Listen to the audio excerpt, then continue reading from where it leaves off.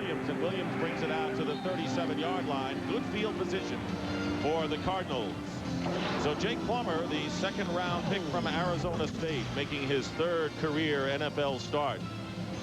And up front, Joe Wolf will replace Lomas Brown at left tackle. Relatively young offensive line. The keys for the offense, Rob Moore and Frank Sanders, two of the most productive wide receivers in the NFL. So here is young Plummer and the veteran Joe Wolf. 1st and 10 at the 37-yard line. And the handoff is to Leland McElroy, and McElroy gets a couple. The Dallas Cowboys defense, and that has been solid throughout the season, with Carver, Chad Hennings back in there at tackle, Casillas and Tony Tolbert. Speedy linebackers, especially Dexter Coakley with Fred Strickland and Randall Godfrey. And by and large, the best secondary in the NFL, with Deion Sanders and Kevin Smith at the corners, Brock Marion and Darren Woodson the safeties. Anthony Edwards has come in as a third wide receiver for the Cardinals. Plummer has time, looking for a receiver, and finds one, and it's Rob Moore into Dallas territory to the 42 and a gain of 19. Jake Plummer, to me, for the Arizona Cardinals, is the key today for a couple reasons. First of all, you got a shifting offensive line. Secondly, it's his third start. Most importantly, and you saw it on that play, the kid's got poise. He's got poise, and he's not afraid to make a play out of nothing. Cardinals have come up empty in their first drives. 1st down and 10 at the 42 of Dallas. And the handoff is to Leland McElroy, and not much going as he tries to go wide. It was Randall Godfrey the first to get to him. There's a lot of adjustments by this Arizona Cardinal offensive line, but none bigger today right now than Joe Wolf, number 68. Now, Joe Wolf was their starting right offensive tackle. They made the switch on the other side to James Dexter, and today, right before the game started, he got to call to go to the left side. Now, he's played the left side before, but he hasn't practiced there in some time, and that's a tough adjustment. 2nd down and 11. Two tight ends with Pat Carter and Johnny McWilliams in the lineup. And the give is to Larry Centers. And Centers picks up about 5 or 6 yards on the play. Centers has been a forgotten man in the Cardinal offense compared to what he did in recent years. Yeah, but, you know, not so much in running the football, but more in passing the ball and catching the ball out of the backfield. And in years past, he was the guy. I mean, you had to stop Larry Centers. In fact, talking to the Cowboys, they said they'd roll coverage to him, they'd double him, they'd do lots of things. This year, down to 32 catches. That's way below the norm for Larry Centers. Brett Brock, who was just put on the roster on Friday for the Cardinals, in the lineup on 3rd and 4. Plummer, who can run with the ball, gets it off, and the pass is caught for the 1st down by Frank Sanders. A very tough catch by Sanders. That's exactly my point about Jake Plummer. See, this doesn't happen with their other quarterbacks. First of all, he has the patience to stay in the pocket. Watch. Stay inside, stay inside. The other thing you notice, there's no pressure. Now, you know where you have to go. Look down the field. A nice job by Sanders of going back to the ball and knowing where the 1st down marker is. Cardinals moving the ball nicely. A 1st down on the Dallas 31. Opening drive of the game. And here's Leland McElroy looking for running room up the middle, and he gets about 3. See, the guy who came flying through there for the Dallas Cowboys is Dexter Coakley. I watched Dexter Coakley. He is fun to watch. He's a little dynamo, and I mean you can see Shante Carver. You can hardly see him. See, here's the regular line, and here's Dexter Coakley's line down here. But he plays fast, and his speed makes him bigger. 5'10" is a lot. I would bet he's shorter than that. Extra tight ends in the game, Carter and Gedney. Gedney in motion on 2nd and 7. Quick drop and a toss to Chris Gedney, who's pushed out of bounds by Randall Godfrey. And that'll bring up 3rd down and short for the Cardinals. And going with Jake Plummer, calmly moving the ball in Dallas territory on this 1st drive. Patiently, taking their time, getting rid of the ball quick. The other thing that Plummer does very well, he's decisive. He sees it, ball comes out quick. Now, what the Cardinals have done to this offense is they've limited the field for him. They've turned it into a half-the-field game. 8th play of the drive. 3rd down and 3. Plummer out of of the shotgun.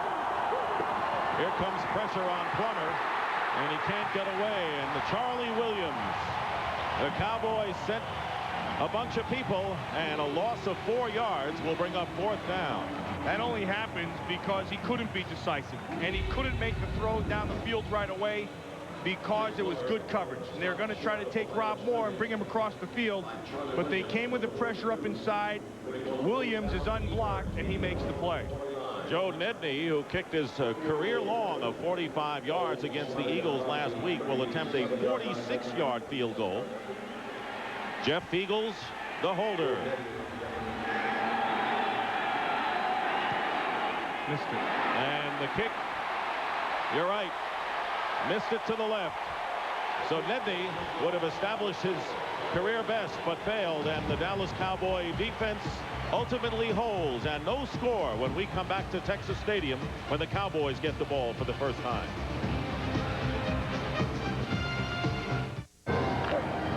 It's the drive to succeed that makes a champion.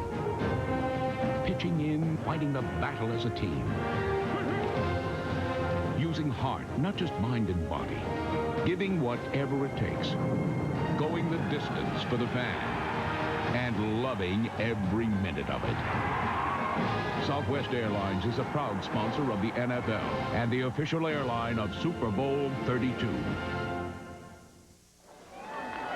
A snowflake falls at the far end of history. And that snowflake, we'll call him Steve, winds up as part of a droplet of water. And one day, that droplet... Texas Stadium, the Dallas Cowboys start from the 37 after the missed field goal by Joe Nedney.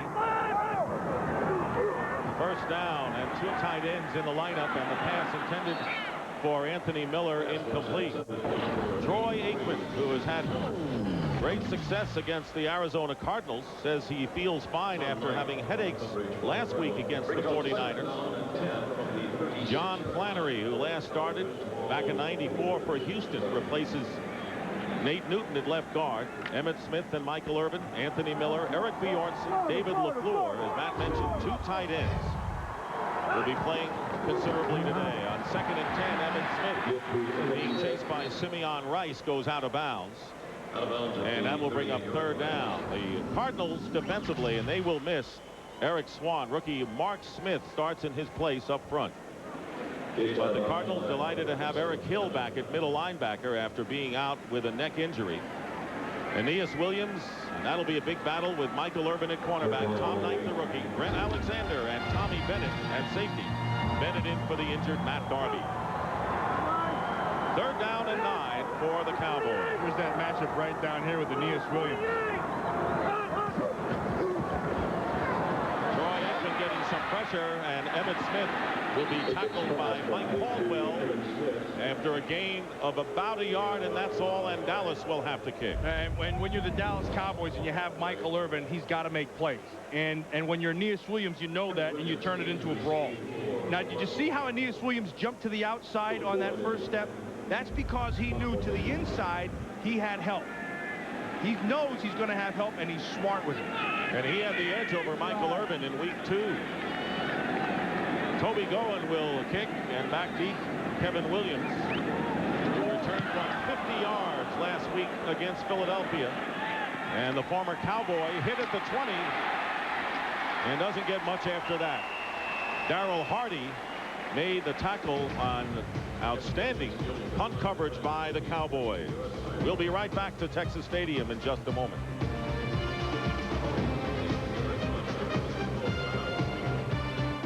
Welcome to the forefront of the economic revolution. This is the headquarters of the Palm Beach People's Party. It's more a gift shop, really. Marks his back, but with the style and the flair of the 90s. This is one of Your linebacker from Tennessee, who made the tackle on Kevin Williams, is injured and still on the turf here at Texas Stadium. That was tough. He came down. You're going to watch him right here. I want you to watch right at the end. And he goes down to make the hit. Right at the last second, right there. See, he ducked his head. He ducked his head and hit right on the top of the head. And that's exactly what you can't do. And it's tough because it's a discipline. See how his head went down? Now, it's a fine line when you're hitting somebody. Because if this is a helmet, see, up in the top up here is what you don't want to hit with. What you want to be able to hit with is right here. It's not in the face. If your head is straight back. They say bull your neck, but if your head goes back, you can snap your neck back this way. You kind of have to hit it right here on the forehead, and you bull your neck so that all the pressure is going straight down into your shoulders. When you duck your head forward, you hit at the top, that's when you have problems. So it's a fine line between bulling your neck properly and ducking your head like he did right there. And it's a quick decision. The rule is see what you hit, but you don't want to have your head all the way back. That way it gets snapped backwards. And if you have your eyes down, your head snaps forward. It's a real fine line. Like you say, it's a fine line, but it's happening in the heat of action. We're going to take another timeout. Still back here in Dallas, and the injury to Darryl Hardy, they have the stretcher out, and they're going to take him off on the cart. And right now, for a McDonald's game break, let's return to James Brown at our Fox Television Center in Hollywood. Dick and Matt, take a look at Mike Allstott on the handoff from Dilfer. Pounds William White at the line, bounces outside, shows good speed. Watch his balance at the end, not to be denied as he takes it in the pay dirt. Buccaneers on top of the Falcons, 7-0, that in the first. Back to Irving, Dick Stockton, and Matt Miller. Thank you, JB. And the Tampa Bay Buccaneers off to a good start, Matt, in this game, and they rebounded after 3 straight losses. And Tony Dungy, a very calm head coach, and this team now back in the race in the NFC Central. And a very good teaching head coach. And you see, that was a good sign. You see, he put his hand up right there and he waved back and forth. And the other good sign was that they rolled him over. And Mike Allstott, when people look at him and say, oh, he's a good fullback, they're wrong. He's not a fullback. Mike Allstott is a feature back, and he's kind of a tweener. They're still making sure that that neck is in place. But usually when they move a guy around, that's a good sign. Cardinals have had their first down problems. Nearly half of their first down plays this year have been for 0 yards or losses. They have a first down on their 22. No score. First quarter. Plummer giving the ball off to Leland McElroy. The Cardinals have not been able to mount any kind of rushing attack. They have the NFL's lowest average per carry at a little more than 3 yards per carry. And it's amazing their receivers have done so well with no running attack. They just haven't gotten it done on the ground. Well, this is the one that's amazing to me. 0 rushes of 20-plus yards. And you can see worst, 29th, fewest. That's not a good sign. And today, when they're going against this Dallas defense, you look at the front 7, but the guy you really have to be concerned with is Darren Woodson, the safety. Dick Jamieson, the offensive coordinator, has 2 wide receivers off to the left on 2nd and 9. Penalty flag down. And Cedric Smith, the fullback, jump. Cedric Smith is really a guard in the backfield. Number 45 in the offense. Dale Hamer is our referee today. Still 2nd down. And Smith comes off the field, replaced by Larry Centers. Now, this is what you call in the NFL a squatty body, right here. Number 45. They do this for a reason. See, Larry Centers is in here, and then Cedric Smith. Now, you can see that he jumped. The purpose for that set is so that they could get Larry Centers out into the pass game more. Because when they have Leland McElroy, he's not as good a blocker, so they put Centers and Smith in together. They have their receivers in there with Gedney and Anthony Edwards on 2nd down and 14. Edwards flank wide to the left. Plummer, who has the ability to take off, still on his feet, has a first down. And Jake Plummer goes out of bounds in Dallas territory after a gain of 21 yards, and that was a feature of Plummer that the Cowboys feared going into this game. Now, if you're Dick Jamieson and you're the offensive coordinator, so you spread people out. You get everybody moved out, and then you start running them off. And now when he's looking down the field, no place to throw, but because the field is spread, you have room to run. And you use the feet of Jake Plummer. And that's something that you don't go into a game and say, you know what, Jake, take off and run. You don't do that. But you know that it's there because he'll make the decision to do it. That was their longest run from scrimmage after we showed you that graphic, 21 yards. Oh, there you go, the first one. And a first down for the Cardinals on the 49. Plummer now back to throw. And this pass is caught by the tight end Johnny McWilliams, who's making his 3rd start in a gain of 14 yards to McWilliams. Now, what struck my eye right away early in this first quarter is that the Dallas Cowboys, with 4 men, have not been able to get to Jake Plummer. He's had a lot of time to throw. And when you do that, you can run routes whereby you run away from your defenders. You have time. You can use a route to start one way and come back another way. 1st and 10 on the Cowboy 37. Another play fake. Plummer gets it off to Chris Gedney, and Gedney will pick up another Cardinal first down inside the 25-yard line. Brock Marion and Kevin Smith after a gain of 13. And this team, which has had problems on offense, moving the ball smartly in their first 2 series. Smartly is the key because they've integrated. Now, I last saw Jake Plummer against the Philadelphia Eagles a few weeks ago. And what they've done since then is they've integrated his legs to their offense. And that has been a major difference, at least today. 84 yards to 1. 1st and 10 at the 24. And the pitch goes to McElroy, trying to get around Shante Carver, and he can't do it. Carver had too much speed. And Carver did a great job of maintaining discipline. I want you to watch. This is what's called maintaining the outside leverage. See, he's got to try to keep things inside. Now, Joe Wolf is going to try to hook him. But Carver does a nice job of pushing him up the field and still getting width. And by doing that, you limit what Leland McElroy can do. So you make him go this way. Now you get people coming here, and then because he has the speed, can't get to the corner. It's a big play. Speaking of the Cowboys and a big play, good news, precautionary x-rays on Darryl Hardy, who got hurt and was taken off before this series. 2nd and 14, the blitz coming in up the middle on Jake Plummer. The pass intended for Rob Moore, incomplete. Yeah, but he knew what he wanted. And that's a big test. Now you know that they're going to come after you. Dave Campo is only going to let you sit back there so long, and then you're going to start to bring people. And when that happens, you have to be prepared. Not so much knowing that it's going to happen, but seeing where to go. And that time he had Rob Moore on the cross, knew where to go. Here's Dave Campo, the defensive coordinator. 3rd down and 14. 4 wide receivers for Jake Plummer out of the shotgun.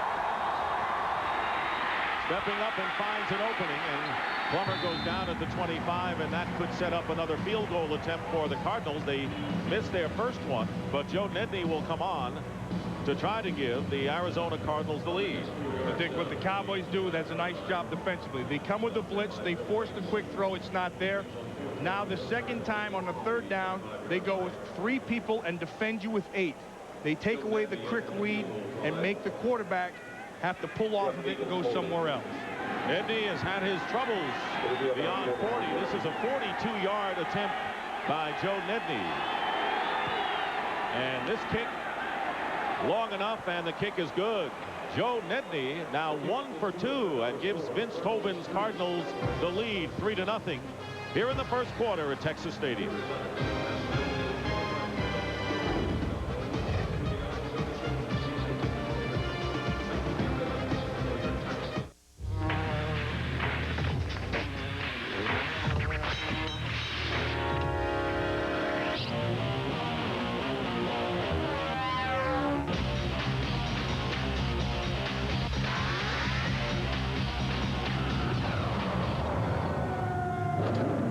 Ace or 3/4? 10 millimeter. My favorite. The all-new Mazda truck. Pure truck. Ooh, a computer with the Intel Pentium 2 processor.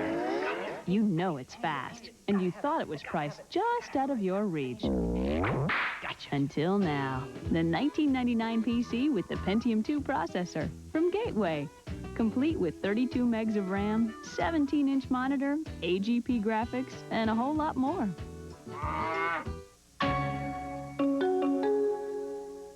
Call us at 1-800-GATEWAY and we'll build one for you. And so, the prince entered the sleeping castle, breaking the spell as Hansel and Gretel came upon the evil witch's cottage. And Tinkerbell helped rescue the lost boys from the pirates, and they all... Now you can buy children a lot of happy endings, because every time you use Visa, we'll contribute to Reading is Fundamental, dedicated to helping children learn to read. So please use your Visa card, because every child deserves a good beginning. Jack climbed down the beanstalk, narrowly Visa, escaping. it's everywhere you want to be. How far will Mulder go to save Scully? Quit the FBI. Come work for me. The monumental 100th episode of The X-Files, tonight at 9, 8 Central on Fox. In this league, the game is played on a lot of different levels. Deion Sanders knows that the game is played mostly right up here in his head. See, and you play the game over and over, play to play. The great players will always have the most mental part of the game down pat. They have their own way of getting psyched up for it. Nedney with the kickoff into the end zone to Herschel Walker down for the touchback, and the Cowboys will start from the 20-yard line. Well, this Tuesday, the most explosive die-hard of all comes to Fox with a vengeance. Bruce Willis and Samuel L. Jackson star in the network premiere of Die Hard with a Vengeance, Tuesday at 8, 7 Central on Fox. Samuel Jackson's one of my favorite actors. I like him in every role he's in. And he's good in this role, too. With a vengeance. Dallas Cowboys with a favorable schedule the rest of the way. 5 of their last 7 games will be here at Texas Stadium, where they're undefeated. First and 10 from the 20-yard line. Troy Aikman going to the air to Michael Irvin, and Aeneas Williams makes the tackle, but Irvin gets the catch. Chalk one up for Irvin in a gain of 16 yards. And that doesn't happen unless you protect. And over here, George Hegeman and Simeon Rice is the one. Now, see what they're doing? Nicky Sewell out. They're going to help him. They're going to let Hegeman sit inside, and they're going to put Sewell out outside. And then when you have the time, you can work with Michael Irvin. See how Michael Irvin does that? He uses his body so well. Aeneas Williams is right on top of him, but you can't defend the ball without going through the body. Irvin held to just 4 catches at 18 yards in week 2 by Williams. On first down, here is Emmitt Smith. Looks like the Emmitt Smith of old. And he rambles into Cardinal territory out of bounds after a gain of 21 yards. Dick, you know who made the play right there? I mean, Emmitt Smith did it with his legs, but Anthony Miller is the key to this whole thing. Watch him right here. Little Anthony Miller on Bankston, the defensive end, cuts him down at the line of scrimmage, and then it's Emmitt Smith with his vision and then working back against the grain. But the whole thing doesn't happen unless Anthony Miller makes the play first. And Knight running him out of bounds, and a first down on the Cardinal 43. There's Miller, who made the big block. Sherman Williams has come in to give Emmitt Smith the breather, and he gets the handoff off the left side, and he's tackled by the rookie Mark Smith, who is starting today in place of the injured Eric Swan. And speaking of injured players, there's Nate Newton, who has a bruised bone in his leg, unable to play today. There's Emmitt taking a breather with that groin injury that he had last week. And you make cuts like he made on that cutback run, that groin looks like it's going to be able to stand up pretty well. Cowboys with a 2nd and 8 on the 41. Trailing Arizona 3-0. And another penalty and a whistle before the play gets underway. Which usually means offense. Usually motion or something like that when they stop. Snap. False start. Yeah. Number 73 of the most offense. of the time, false start. 5 yards. Still second down. Larry Allen, the right guard, called for a 5-yard penalty. You know, I'll tell you something about Larry Allen, and it's been said by people watching the game, but every coach who I run into, regardless of where I'm at in the league, they all say the same thing. Boy, that Larry Allen is the best lineman in football.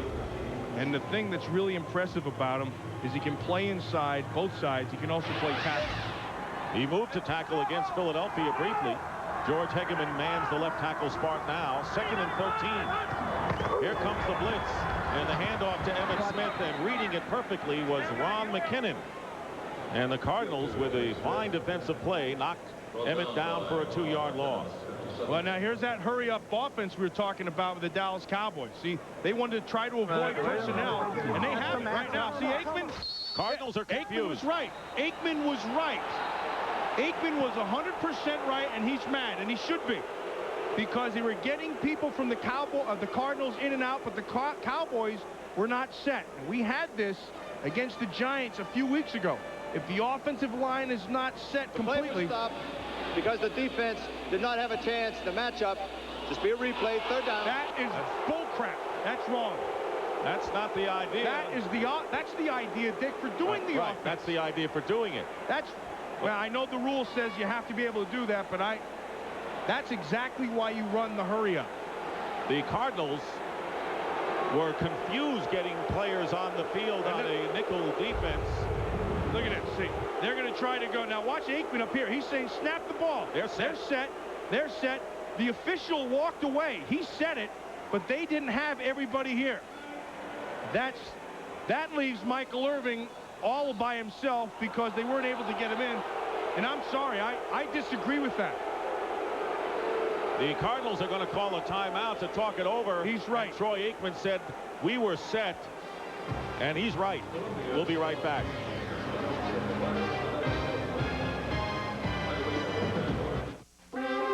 You're born, you go to school, and then one day, things begin to get interesting. Now, instead of preparing, you're doing. The stakes are a lot higher than they were in high school. Because out here, the tests you're given are of your honor, your courage, and your commitment. This is your journey. It's time you got underway. Call 1-800-USA-NAVY. Let the journey begin. Toasters are guaranteed for about a year. Refrigerators, about 5. A Moen faucet, however, is guaranteed for life. Moen. Buy it for looks. Buy it for life. Good morning. This is your wake-up call. And this is the Norelco Reflex Action Razor. Anything closer could be too close for comfort. Now watch the umpire right here. See, the umpire is getting ready to set the ball. Now, Aeneas Williams knows something's up.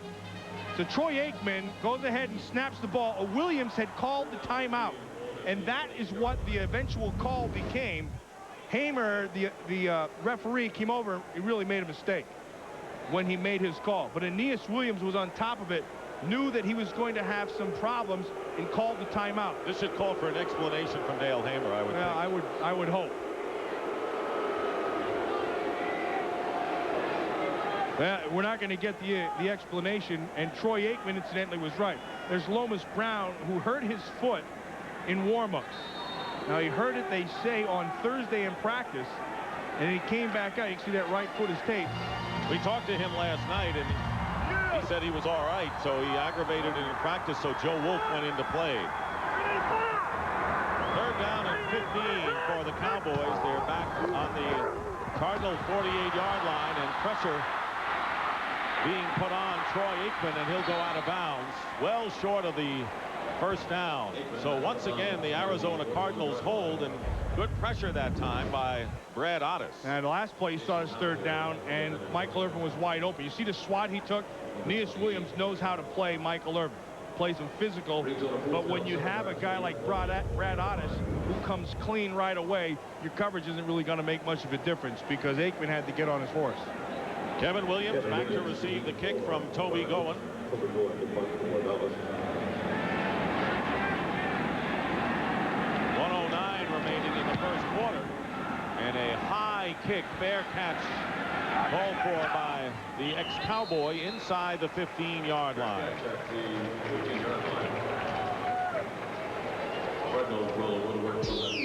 Well, next week, Fox NFL Sunday. Doubleheader. The Arizona Cardinals go against the New York Giants. Some of you will see Minnesota-Detroit. That's our lineup. And the Washington-Dallas game, always a big event, will lead the second game of our doubleheader. Carolina-San Francisco also in action next week. Check your local listings. They were going to call on that play with Aikman. They were going to call a quick snap, and you can't quick snap. However, the official had already walked away, so it wouldn't have been a quick snap. First down for the Cardinals on the 14-yard line is their worst starting field position. Leland McElroy gets about a yard, maybe 2. In Jake Plummer's debut in Philadelphia, Vince Tobin put in the young quarterback with 98 yards to go at Veterans Stadium, and he drove the Cardinals 98 yards for a touchdown, and you had an idea what this guy had at that time. Well, he's got it. Whatever it is, he has.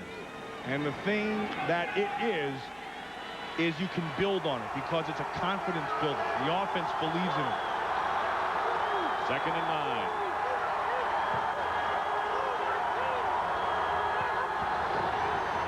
Hand off to Larry Centers, and the Cowboys meet the challenge, and that should be the last play of the first quarter. Dexter Coakley, the rookie, making the tackle, and time will run out in the first quarter. And we have completed one here at Texas Stadium with the Cardinals leading the Cowboys 3-0.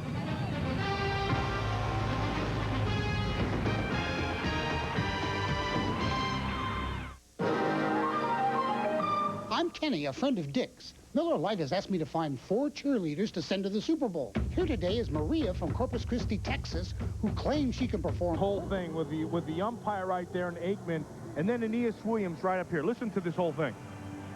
Wait a minute, they get a chance to match up. Come on. So he yelled timeout right as the ball was being snapped. Here's the rule.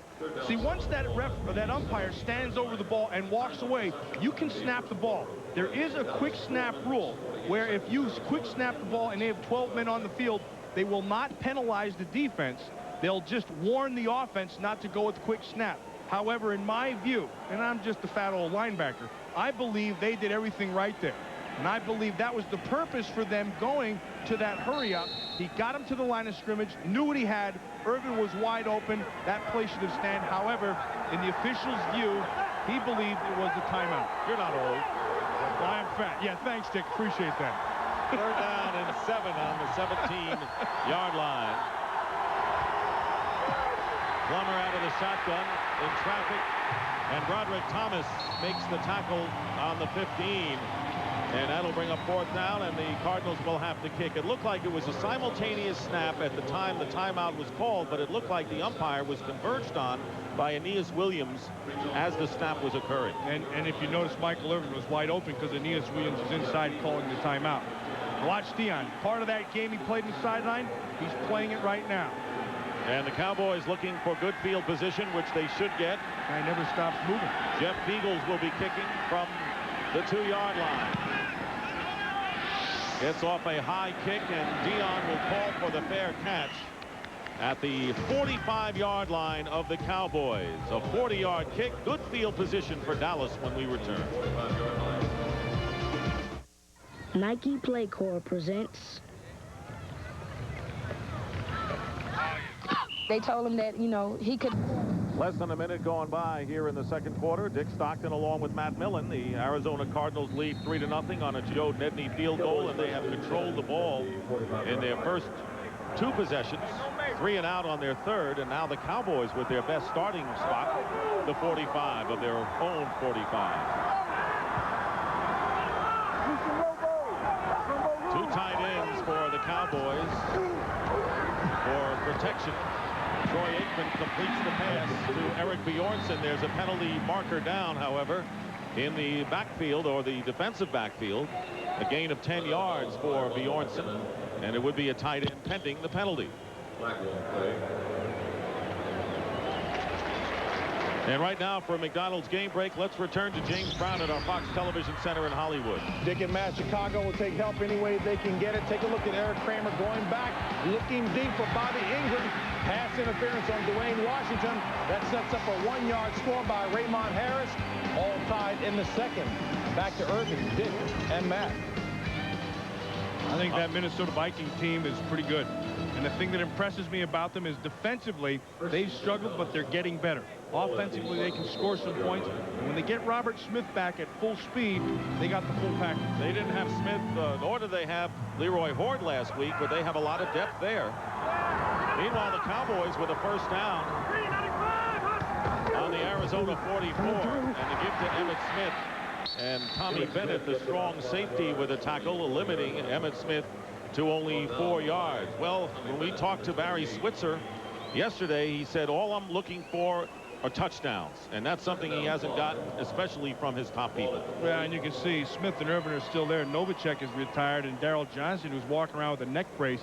But even with that, look at this one right here. And that is more of a reflection on the offensive line and the running game more than anything. 2nd and 6 on the 40-yard line. Herschel Walker has come in the game. What? And Simeon Rice trying to catch up to Emmitt Smith, who picks up a few yards, maybe 5. You mentioned Herschel Walker. They put Herschel Walker in the backfield, and he's not Darryl Johnston. I mean, Herschel Walker can do a lot of things. The one thing he's not good at, he's not a physical blocker. I mean, this is what physical blocking gets you in the National Football League. You know, it gets you neck surgery. And he says he will be back next year. He was one of the absolute best it is because he changes things up. Herschel Walker is not that kind of a player. But you'll talk to Troy Aikman, losing the Moose, big cog in their offense. 3rd down and 5. Penalty flag is down, and Troy Aikman's path is complete. May have been a free play. David LaFleur, the rookie tight end, on the receiving end, and a 1st down inside the Cardinals 30. And that'll go against the Arizona Cardinals for the jump. But did you see the ball that Aikman threw? That ball was threading the needle. It's right between 2 defenders, just stepped and throw. Offside. Number 95 of the defense. Penalty decline. 1st down. That's Jameer Miller. Now, I want you to watch Aikman. Once he makes up his mind, watch him set his feet, and the ball's right between the defenders. Boom, right there. Perfectly thrown right in the middle of the defense between the linebackers. 1st down, Cowboys on the Cardinal 29. Emmitt Smith on a flea flicker attempt back to Troy Aikman, and the pass downfield is broken up, intended for Miller, and a fine play made by the rookie Tom Knight. That was a perfect play by Tom Knight of Iowa. That Tom Knight is a player. Tom Knight is getting better and better from the last time I saw him. It's going to be the flea flicker. They throw it back. Nice time for protection.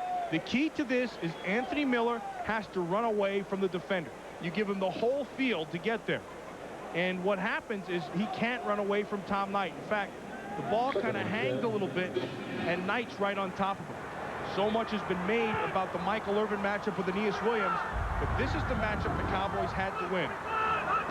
2nd down and 10, and here is Emmitt Smith up the middle, and a good gain gets to the 25-yard line. We have a further report on the injured Darryl Hardy. He has muscle response in his extremities. That is terrific news. He has been taken to the hospital for precautionary measures. Here's the hurry up again by the Cowboys.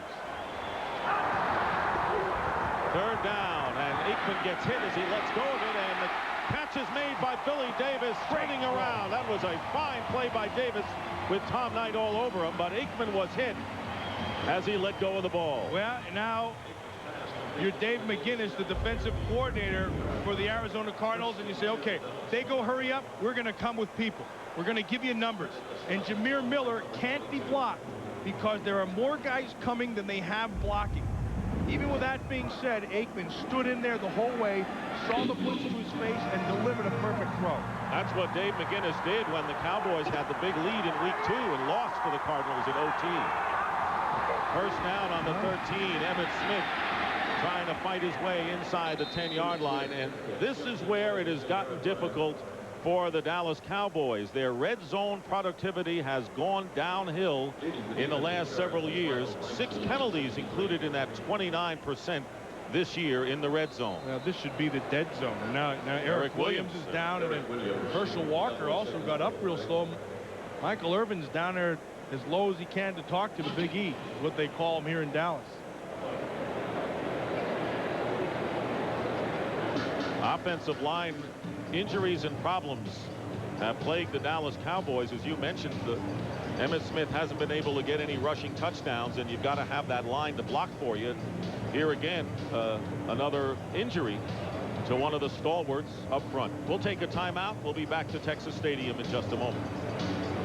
Whole ruckus, and the ruckus goes and throws him backwards. It looks like he banged up his knee, but he walked off, which is a good sign. Tony Hudson just put on the roster this week.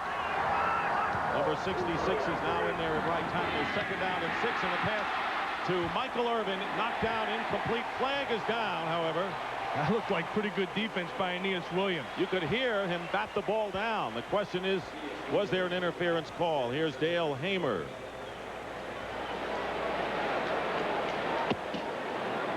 There's too many flags going on in this game already, I'll tell you that. Foul on the play.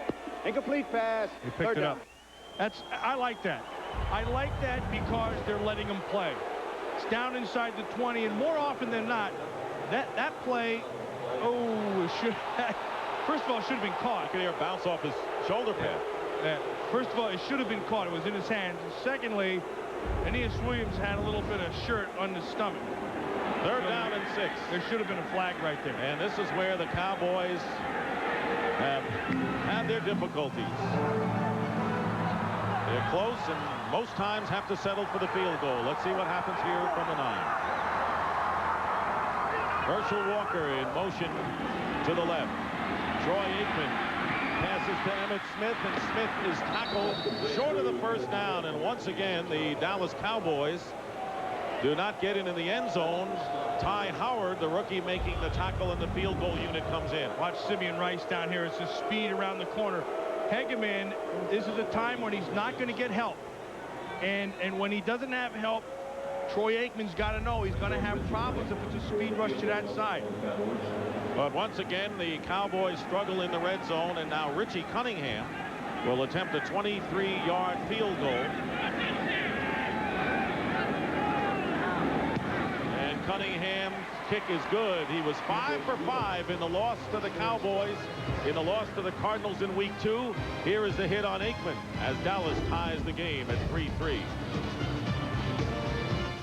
Trivia question is, who were the last 2 NFL rookies to rush for 4 touchdowns in a game? We'll have the answer coming up.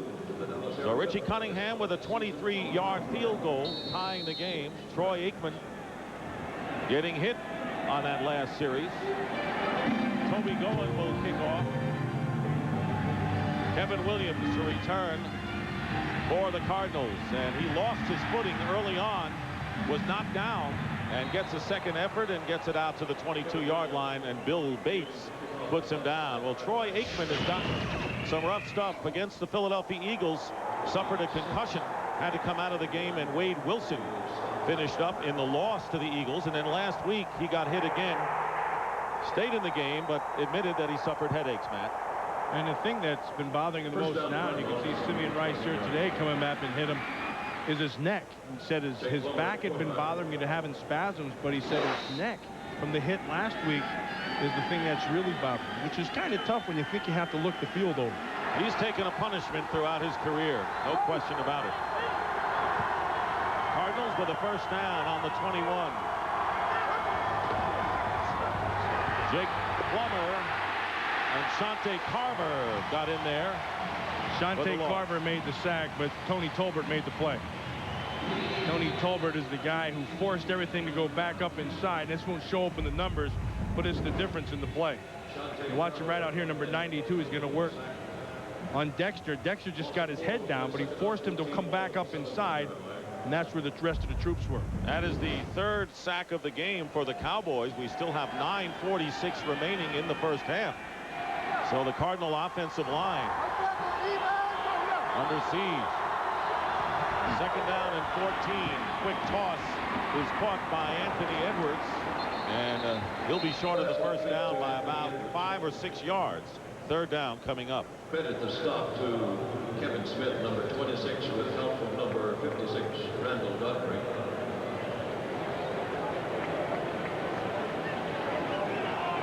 Cardinals shifting some of their personnel on the offensive line. Matt Joyce in for Rob Selby at left guard. They're going to alternate Joyce today. Lomas Brown already lost in pregame warmups. 3rd down and 5. Again, pressure on Plummer, and Cardinals pick it up, and the pass downfield incomplete, but a flag comes flying from deep in the secondary.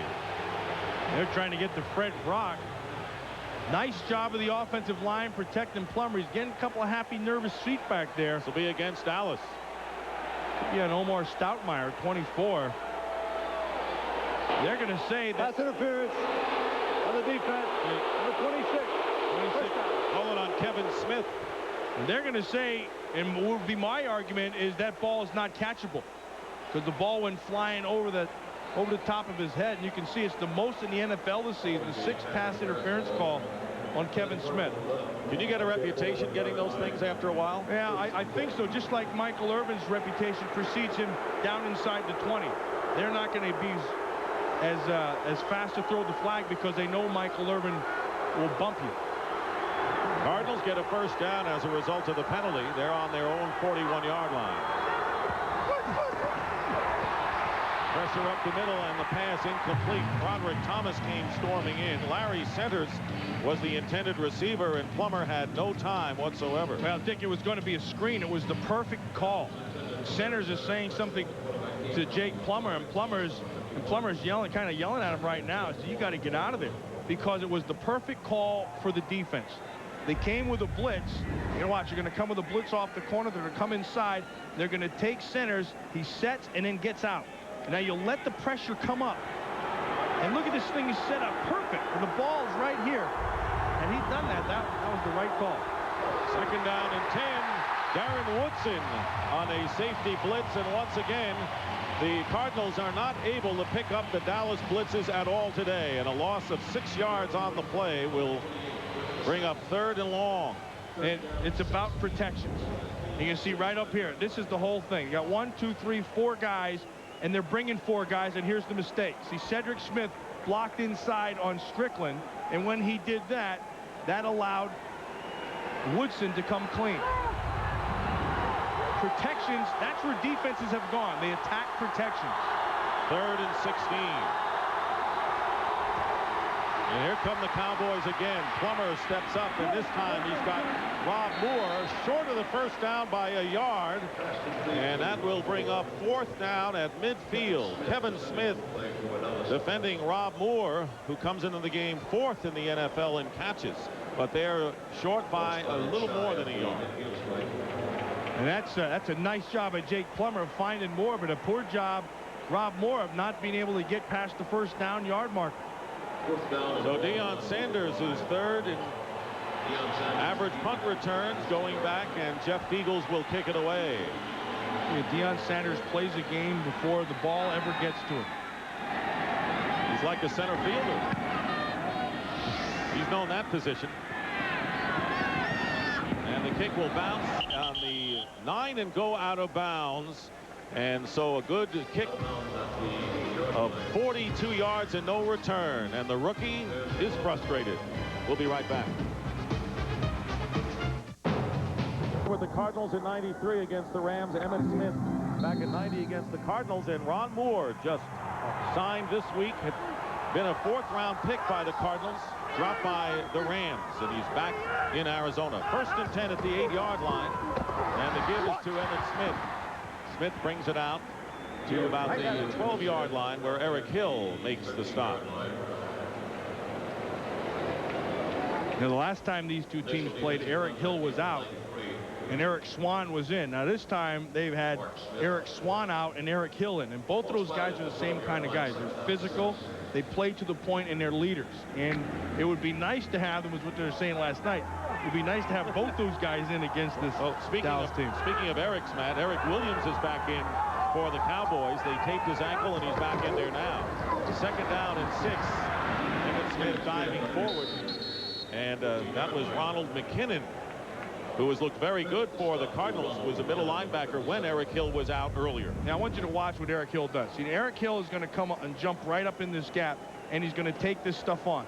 Boom, right to the point, and then McKinnon can come right behind him. And so it's a case where Hill makes the play.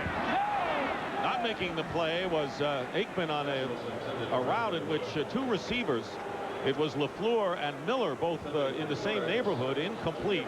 And that will bring up 4th down. The Cardinal defense, despite the loss of Eric Swan, have played well. And in a 3-3 game, the key right now seems to be whether the Cardinal offensive line can hold up. Kevin Williams back deep, and Toby Goen will be kicking from his goal line.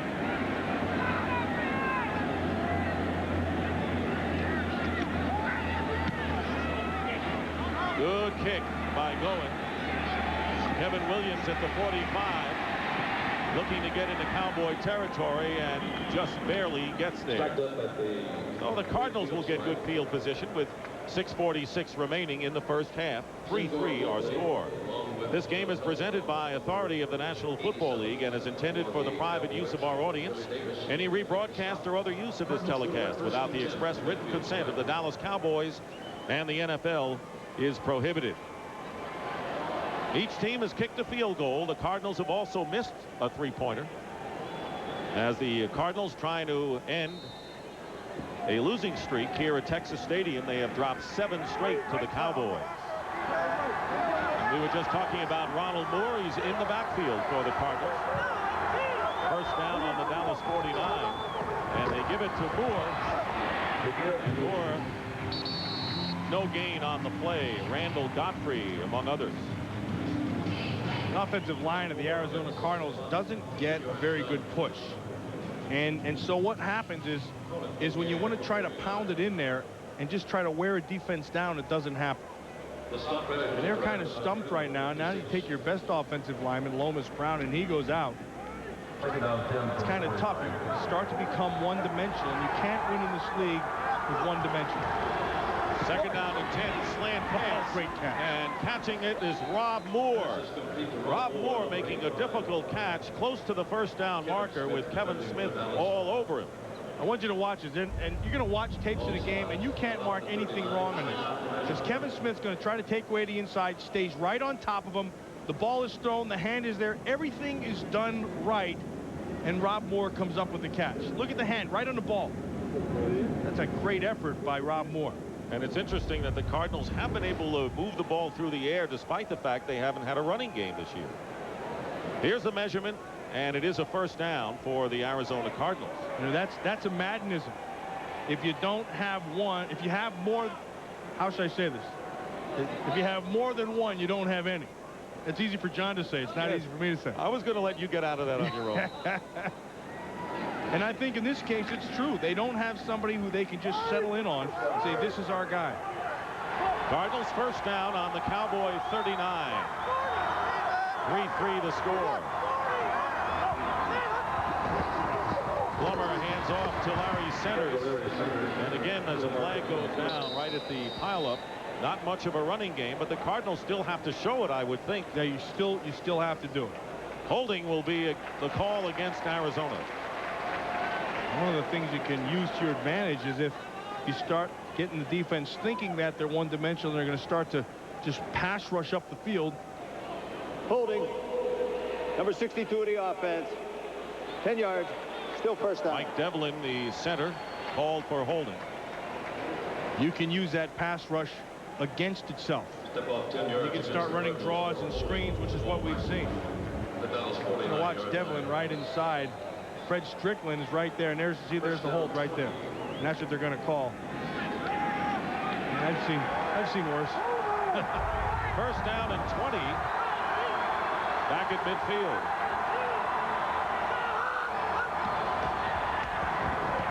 Plummer gets some protection, and his pass intended for McWilliams is incomplete. One of the rare times that Plummer was able to get a pass off.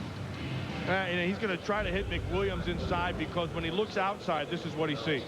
Sanders working on Sanders, and there's nothing there. And then you're going to try to go to Rob Moore, and both these guys are high up there in the league, but there's no place to throw to the receivers. And so you have to come back down underneath, and then you're talking about McWilliams working on Darren Woodson. Plummer has completed 8 of 11 for 89 yards.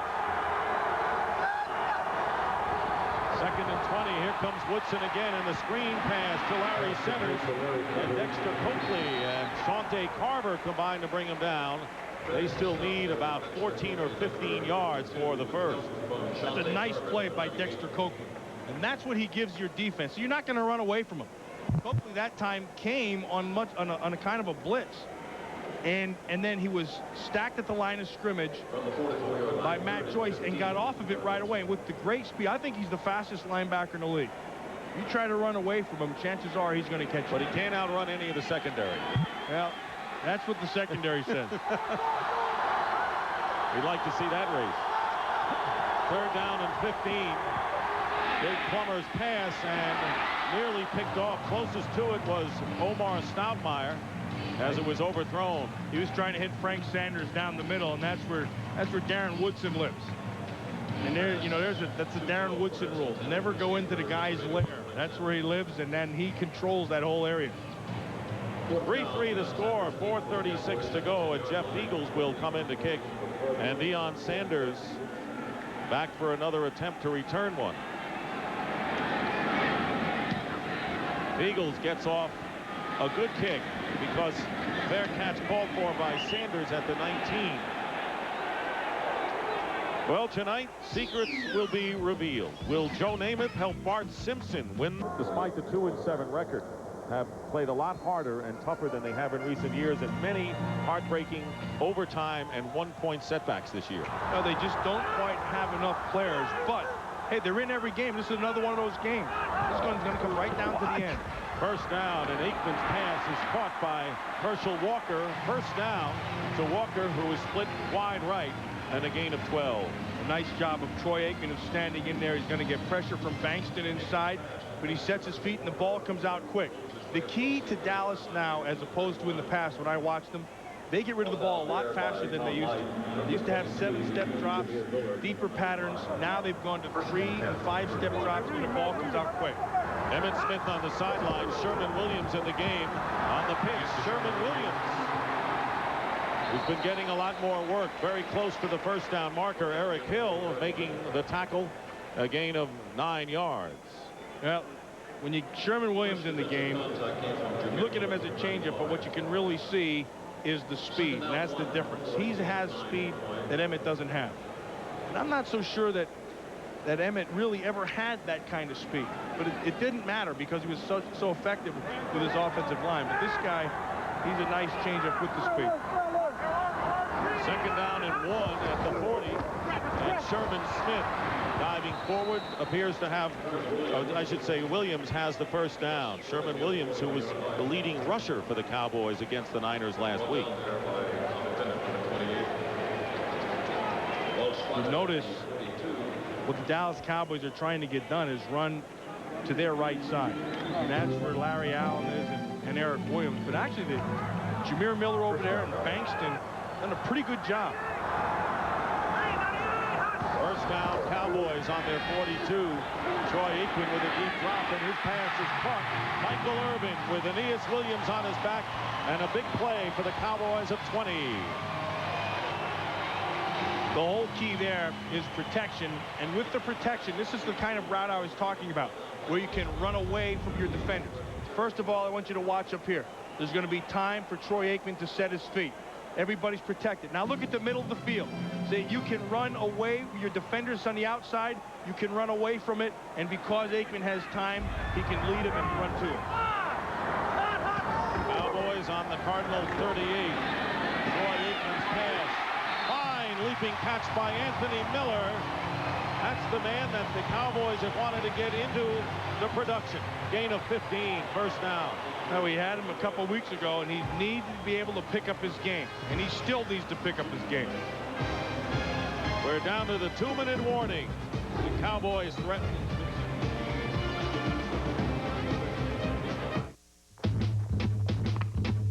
Cowboys tied 3-3 at our 2-minute warning. Coming up on the Dockers Khakis halftime report, we'll bring you scores and highlights from around the league, and our Fox Sports ticker will have up to the second stats. That's all coming up on the Dockers Khakis halftime report. Emmitt Smith is back in the backfield for the Cowboys. He has gained 39 yards on 9 carries thus far, returning from the groin injury a week ago in San Francisco. First down, Dallas on the Arizona 23. And here's Emmitt Smith. Smith with a good cut inside the 20-yard line, and he gets 7 yards. Again, the question about the Cowboys when they have the ball in the red zone. Will they get the ball in the end zone? That's been a big problem. Well, you can see it's been the dead zone since week 2. Look at this, 29 possessions, only 7 touchdowns. They're not running the football well. They're not throwing the football well. A lot of that comes down to the up front people, but it's never one thing. It's always a combination of things. Second down and 3. Play action for Aikman. Troy Aikman runs out of bounds, close to first down yardage. Michael Bankston chases him. pickup of 2 yards. And then, Dick, as they're starting to make that rollout, there's no place to throw the football. They're just going to zone this thing off. Brent Alexander will jump that thing. And you can see Aeneas Williams working down inside on the outside with Anthony Miller. And then you fake the one side, and you're expecting your tight end LaFleur to come across. And a nice job in the middle of the field by Bennett. There's just no place to go with the ball. That'll bring up 3rd down and 1 on the Cardinal 14. 1:16 remaining in the half. Here's Emmitt Smith. And piling, moving the line back, 1st down. And a timeout by the Cowboys with 1:09 remaining. That's the Dallas Cowboys' first timeout of this first half. Got to pull the trigger and just whack somebody. Cowboy drive. 5 rushes and 3 passes. 1st down at the 11-yard line. Herschel Walker remains in the game, goes out on a pass pattern. And the pass to Herschel Walker. Great play. Touchdown, Dallas. So I was talking about, Dick, he can do a lot of things. And one of the things he can do is get isolated on a linebacker and just run away from him. Now, that's something Darryl Johnson couldn't do. Darryl Johnson was an effective pass rusher, but he can't run like Herschel Walker. So you line him up in the backfield, and you know that backer has to run with him. Watch him down here at 34. The linebacker has to run with him. And Aikman knows it, and he sees it. And now you have a former Olympic sprinter working on Jameer Miller, and the coverage wasn't bad. The ball was perfectly thrown. Herschel Walker made the play. Richie Cunningham for the extra point. And the kick is good. So this time the Cowboys did capitalize in the red zone. Herschel Walker's 2nd touchdown, beating Jameer Miller. And the score is Dallas 10, Arizona 3. I'll be back on Tuesday. The number's on the fridge. I color-coded all your meals so you won't be confused. The blue one is a beef dish. B is for beef. The pink one's a pork dish. P is for pork. You get the idea. The green one is for vegetables. It should be violet for vegetables. But I thought you might see violet but think purple and interpret pork, which would defeat the whole purpose of convenient color coding altogether. 4 minutes on high, stir halfway. Bye, guys. So what do you guys want for dinner, blue or pink? Did somebody say McDonald's? I hope Mom color-coded breakfast, too. You can see Herschel Walker running out and up, but here's the key. Watch the tight end, how he's going to make this area get vacated just by running his route. Bend it outside, now come back down inside. And by doing this, you vacated this whole area and allow Herschel Walker to work one-on-one with that backer. The ball was perfectly thrown. An 11-yard touchdown pass from Troy Aikman to Herschel Walker. 9 plays, 81 yards, and for Aikman, touchdown pass number 13. That's more than he had all of last year. Kickoff to Kevin Williams at the goal line. And Williams running right into Bates. And a flag goes down upfield. Kevin Williams returning the kick on the goal. That Herschel Walker, and you can see Dale Hamer is going to be tripping against the Arizona Cardinals. That Herschel Walker is a guy I'd have on my team every time because he can do so many things. And he's willing. And he loves playing on special teams. And it's Calvin Hill standing right there. There's 2 quality people. Number 84 on the return, 10 yards, 1st down. Chris Gedney. Calvin Hill. Yeah, there's Calvin Hill, who was a Cowboy and a Washington Redskin, and you can watch that combination next week right here on Fox. How's that for a little shot? That's a great promo, yep. That'll be the second half of our Fox doubleheader next week. Redskins beating the Cowboys at Jack Kent Cooke Stadium, and Dallas wants to gain a measure of revenge. 59 seconds remain in the first half. The Cardinals have 2 timeouts remaining as they start from the 12. Trailing 10-3. Inside handoff to Larry Centers. Nothing there.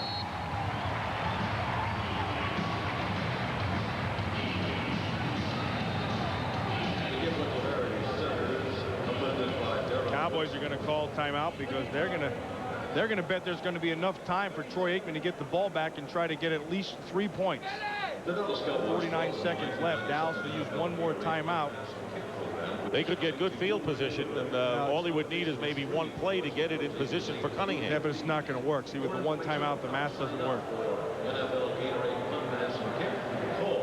Dallas Cowboys coming in with a poor record in the NFC East.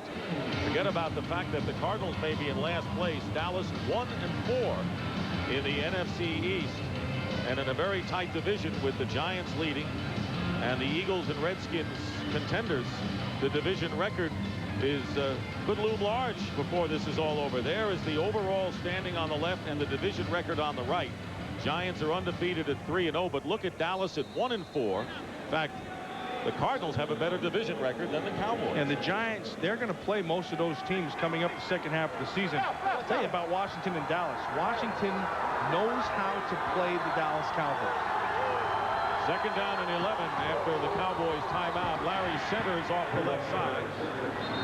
Doesn't get much. Tad Hennings with the tackle and a late flag down. And that flag is important because the Cowboys didn't have to use a timeout and the clock will stop.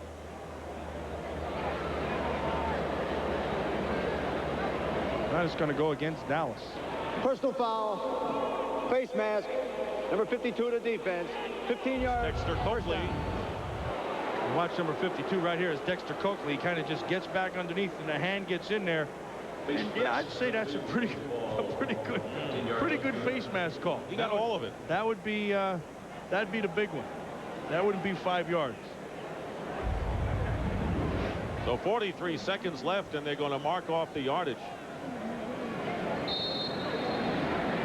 to the 30-yard line. And see, with Michael Irvin, you're in between plays, you have a chance to kiss Moose Johnson. You go over and you plant one on that left cheek, right cheek. I'm sure Darryl appreciates it. Absolutely. What? First and 10 at the 30. Jake Plummer's pass. Dangerous pass, nearly picked off by Charlie Williams, intended for Frank Sanders.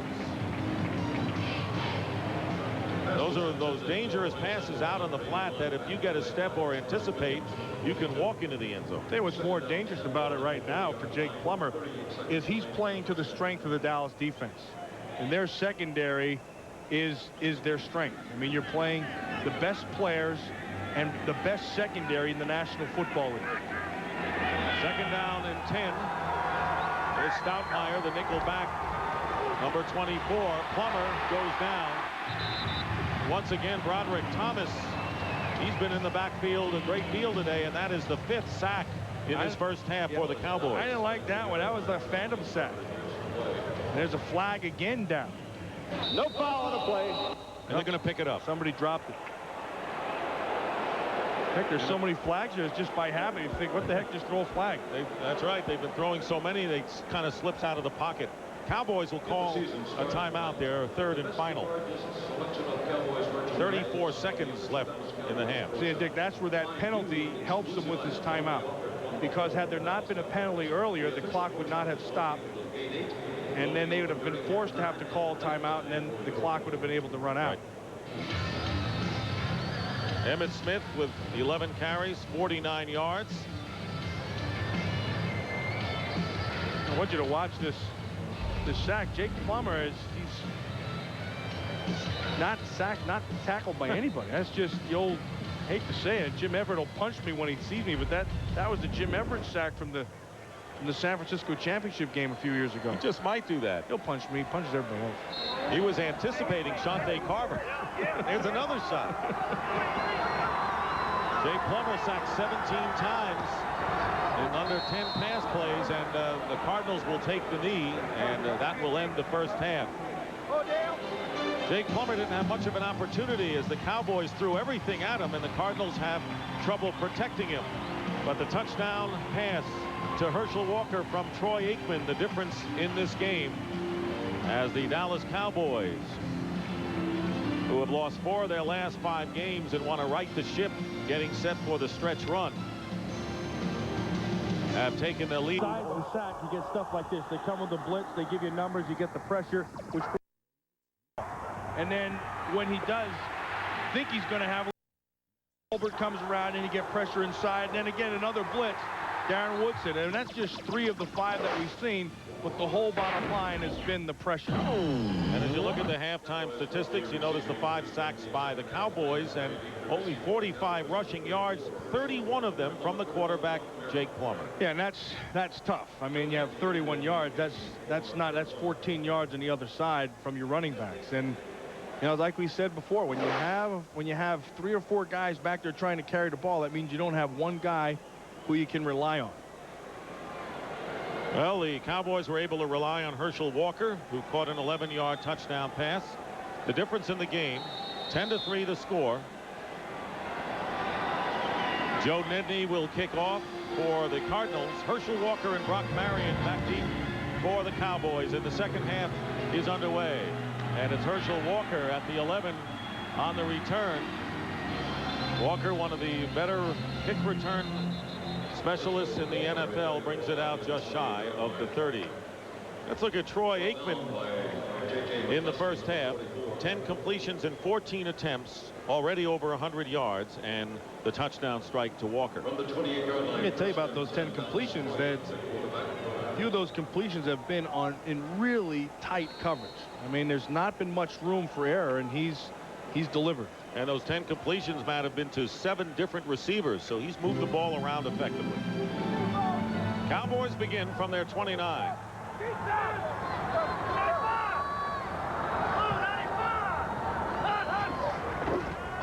Aikman will put it up on the first play of the second half, and it's intercepted by Ron McKinnon, and the linebacker gets it inside the 20-yard line, and a stunning turnover to start the second half. Had time to throw. He got hit late, but he had time to set his feet and throw. It looked like he wanted to get to Michael Irvin or Bjornsson to that side. McKinnon just dropped underneath. He's working on Aeneas Williams. This time Aeneas Williams just decides to finesse him, and McKinnon had dropped back underneath. You watch right here, number 57. He's looking to the top side. The ball comes out, and that never had a chance. I mean, it looked like McKinnon was the intended receiver. He had time to throw. They had everybody blocked. Ball was thrown, and he was hit late. Well, McKinnon with interceptions on consecutive weeks. That's his 3rd of the year. And the Cardinals with a big opportunity. Plummer calling the audible. From the 20-yard line. Plummer double pumps, and his pass is intercepted. Flag is down. Deion Sanders picked it off, and 2 penalty markers go down inside the 10. Not much on that pass by Plummer. Didn't it look like that play was in slow motion all the way around? And the penalty against the Cowboys.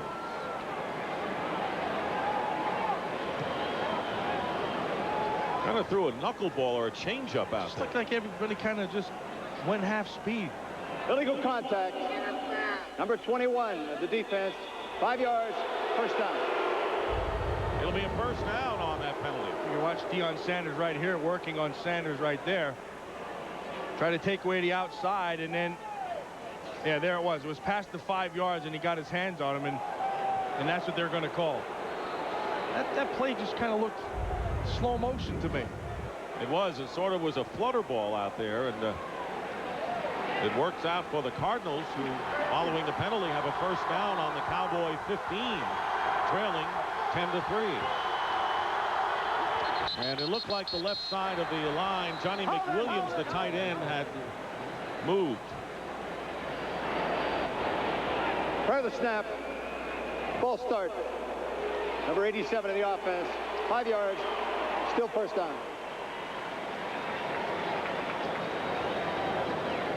You can see when they brought the blitz on Jake Plummer, he's had some problems. Obviously, he was sacked 2 times. It's only 1 out of 4. What that does is I believe when I watched the tapes, it looked like they've eliminated half of the field for Jake Plummer. They want him to concentrate on one side. And so when you blitz, it forces you to have to make a quicker decision than normal. First and 15 now for the Cardinals. They're on the 20 of Dallas. Plummer on a rollout, completes it to Sanders for a minimal gain, and Brock Marion was around him, a gain of only 2 yards. Vince Tobin deciding to go with Jake Plummer this week, despite the fact that the veteran Kent Graham came off the bench to lead the Cardinals to their victory over the Eagles last week. But as you mentioned at the outset, Jake Plummer is their future, and he's got some spark. And he also has legs and movement, and that's what Kent Graham doesn't have. Kent Graham is sit right there in the pocket, and when you have problems in your offensive line, you have to move your quarterback around. 2nd and 13.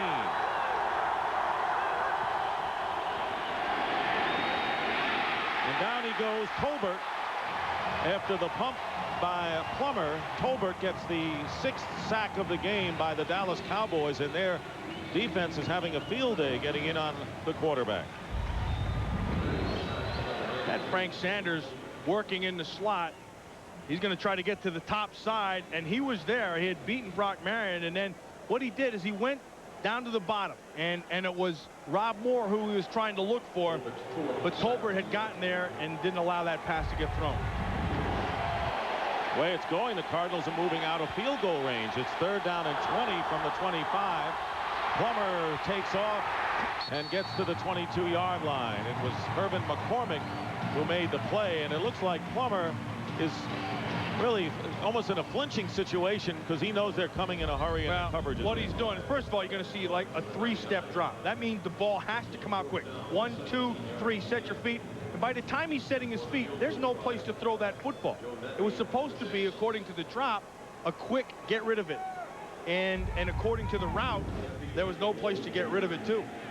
Joe Nedney, who missed from 46 but connected from 42. This will be a 39-yard field goal attempt.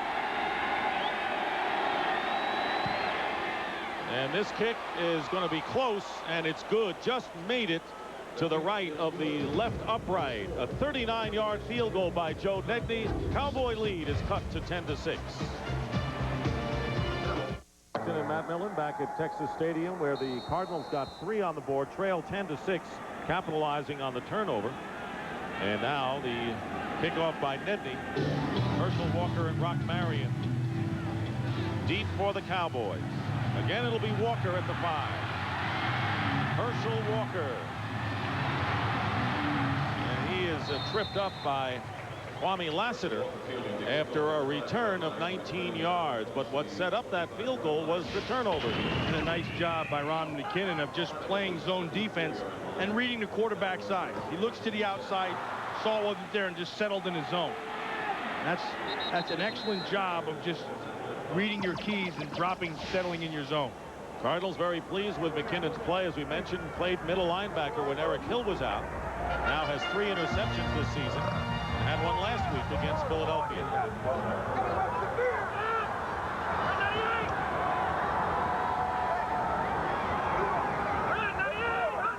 First down at the 24, Emmett Smith gets a couple of yards.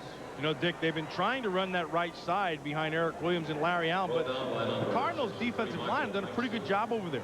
Bankston has been there. Jameer Miller's been active. Eric Hill is settling right down in the middle. And so they've been looking to try to blow that right side away, but it hasn't happened. They've hung in there tough because defensively, this group is really good. I mean, they play well together. They played the Eagles tough on the road and the Redskins tough on the road, losing both of those games in overtime. 2nd and 7. Here's Emmett Smith again.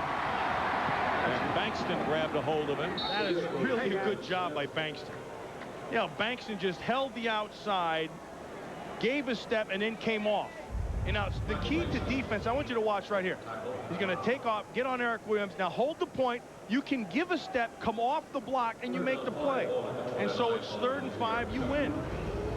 Michael Bankston played that perfectly. And it was the power game, but also understanding. Sometimes to make the stop, you have to give a little bit in order to make it.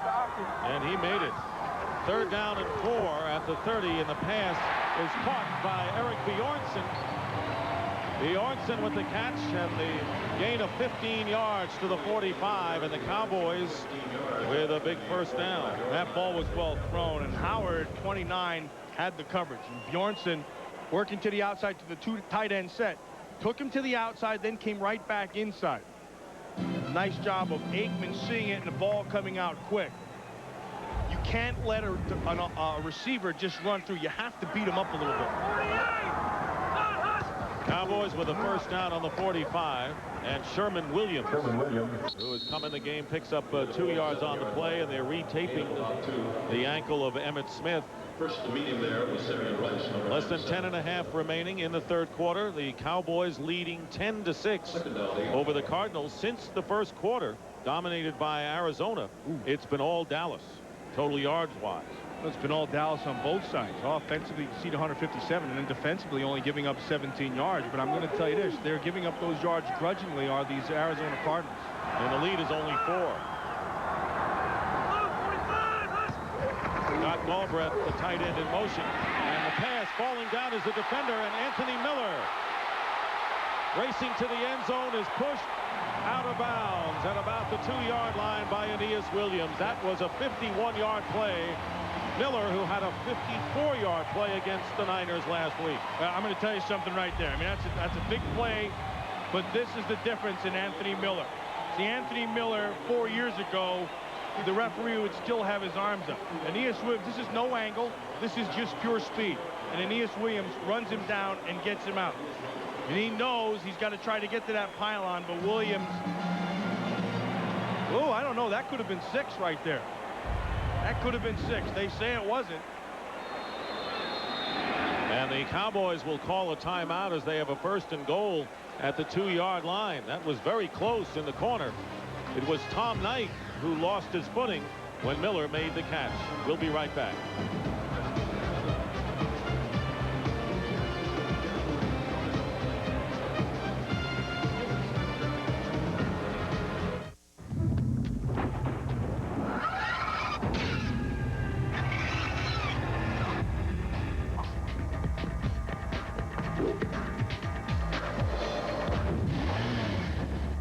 After the movie, we'll go to McDonald's. Did somebody say McDonald's? I could go for a Big Mac. It's a McDonald's fry. McDonald's. Did somebody say McDonald's? Budweiser. I can't believe they went with the frogs. Louis. Our audition was flawless. Louis. We did the look. Huh? We did the tongue thing. Mm-hmm. That was great. Louis, frogs sell beer. That's it, man. #1 rule of marketing. The Budweiser lizards. We could have been huge. Hey, there'll be other auditions. Oh, yeah, for what? This was Budweiser, buddy. No. This was big. Those frogs are gonna pay.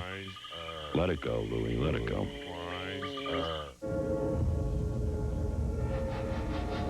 And I want you to watch why. The ball is what matters. I want you to watch his feet. He's in bounds. His foot right there is still in bounds, and the ball got to the inside of the cone. See, there's the foot. He's in bounds. Now the ball's still in bounds. I think that's 6 points.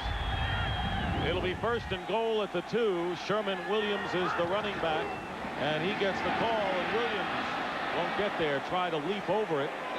Remember, the Cowboys have only 1 touchdown rushing this year, and that by Emmitt Smith against the Jacksonville Jaguars. Look at this goal-to-go offense this year. The Cowboys have managed only 4 touchdowns in 12 attempts when they've had a goal-to-go situation. They're batting 33% in the touchdown department. Not a good one. And I'm going to tell you, Emmitt Smith is on the side. I'm going to tell you something right now. They're not going to get it by just trying to power it against this Cardinal defense. They're going to hunker down. They're pretty good down here. Second and goal at the 1. And here is Williams, and he'll get over. Touchdown. Cowboys get a touchdown, and they get it on the ground. And see how they got it? They didn't go straight ahead. They went to the outside. And they used the speed of Sherman Williams to be able to get out there. And it's 16-6 now, Dallas.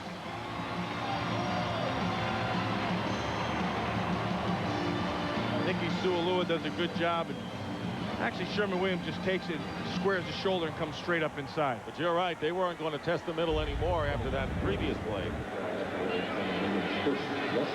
Richie Cunningham for the extra point. And the kick is good. Boy, what a day for the Cowboys. They've scored 2 touchdowns. It's a lot for them. It was all set up by Anthony Miller, and the Cowboys lead the Cardinals now 17-6.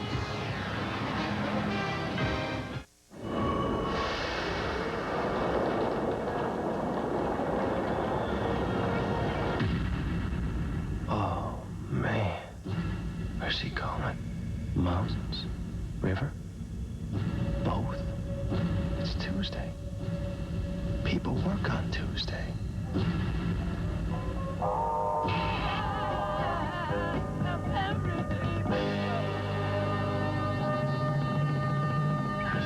Freedom on the Field, brought to you by Southwest Airlines. With fares so low, you have the freedom to fly. The worst mistake a quarterback can commit is throwing an interception. All right, intercepted by Todd Bell. Turns out the worst mistake a defense can commit is throwing an interception.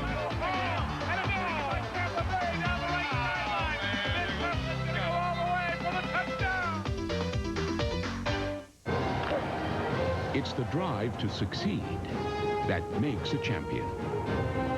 Pitching in, fighting the battle as a team. Using heart, not just mind and body. Giving whatever it takes. Going the distance for the fan.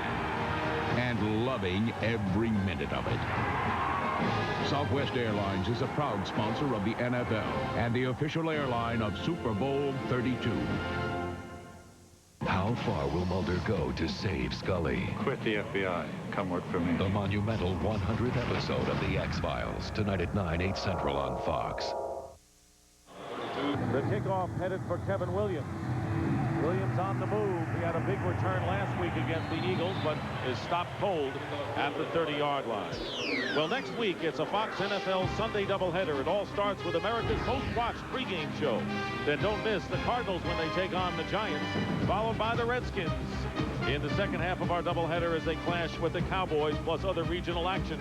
Coverage begins at noon Eastern, 9 a.m. Pacific, right here on Fox. Redskins won in Week 7. And they've won 4 in the last 5 against Dallas. Roy Aikman trying to get to 500 against the Redskins. They've had his numbers. First down at the 31 and the pass to Sanders in and out of his hand. Deep head play to that last drive was, of course, the pass to Miller. Well, then it was Tom Knight who fell down right there. And that was a battle that the Cowboys figured they had to win. And so much was talked about Aeneas Williams and Michael Irvin, but Anthony Miller had to win his battle, and he got that done. Second down and 10 for the Cardinals, who trail by 11. Plummer with the handoff to Larry Centers. Centers picks up about 4 yards. Gets about 5 yards before he... Cardinal offense in terms of the running game has really turned into more of draws. And then they're throwing screens in there, and that's designed to try to slow down some of that rush. And if you catch him in a blitz sometime with the draw, he can run right through it, opens the middle of the field up. Now this sets up 3rd and 5. And this is a passing down. And 4 wide receivers line up with Sanders in motion. Plummer looking for a receiver, and he's got Fred Brock. And Fred Brock from Southern Mississippi on a crossing pattern gets open and gets big yardage, a first down to the Dallas 35-yard line. A pickup of 29 yards with Woodson and Smith knocking them away. It's a long crossing route, and the only way this can happen is if your offensive line gives you time. It also shows real nice patience by Jake Plummer, because he had somebody top. 83 Edwards was open right away, but he knew what he wanted to do, stayed with it, and allowed him to come all the way across and get the big play. Plummer has thrown to 7 different receivers today. First down on the Dallas 35.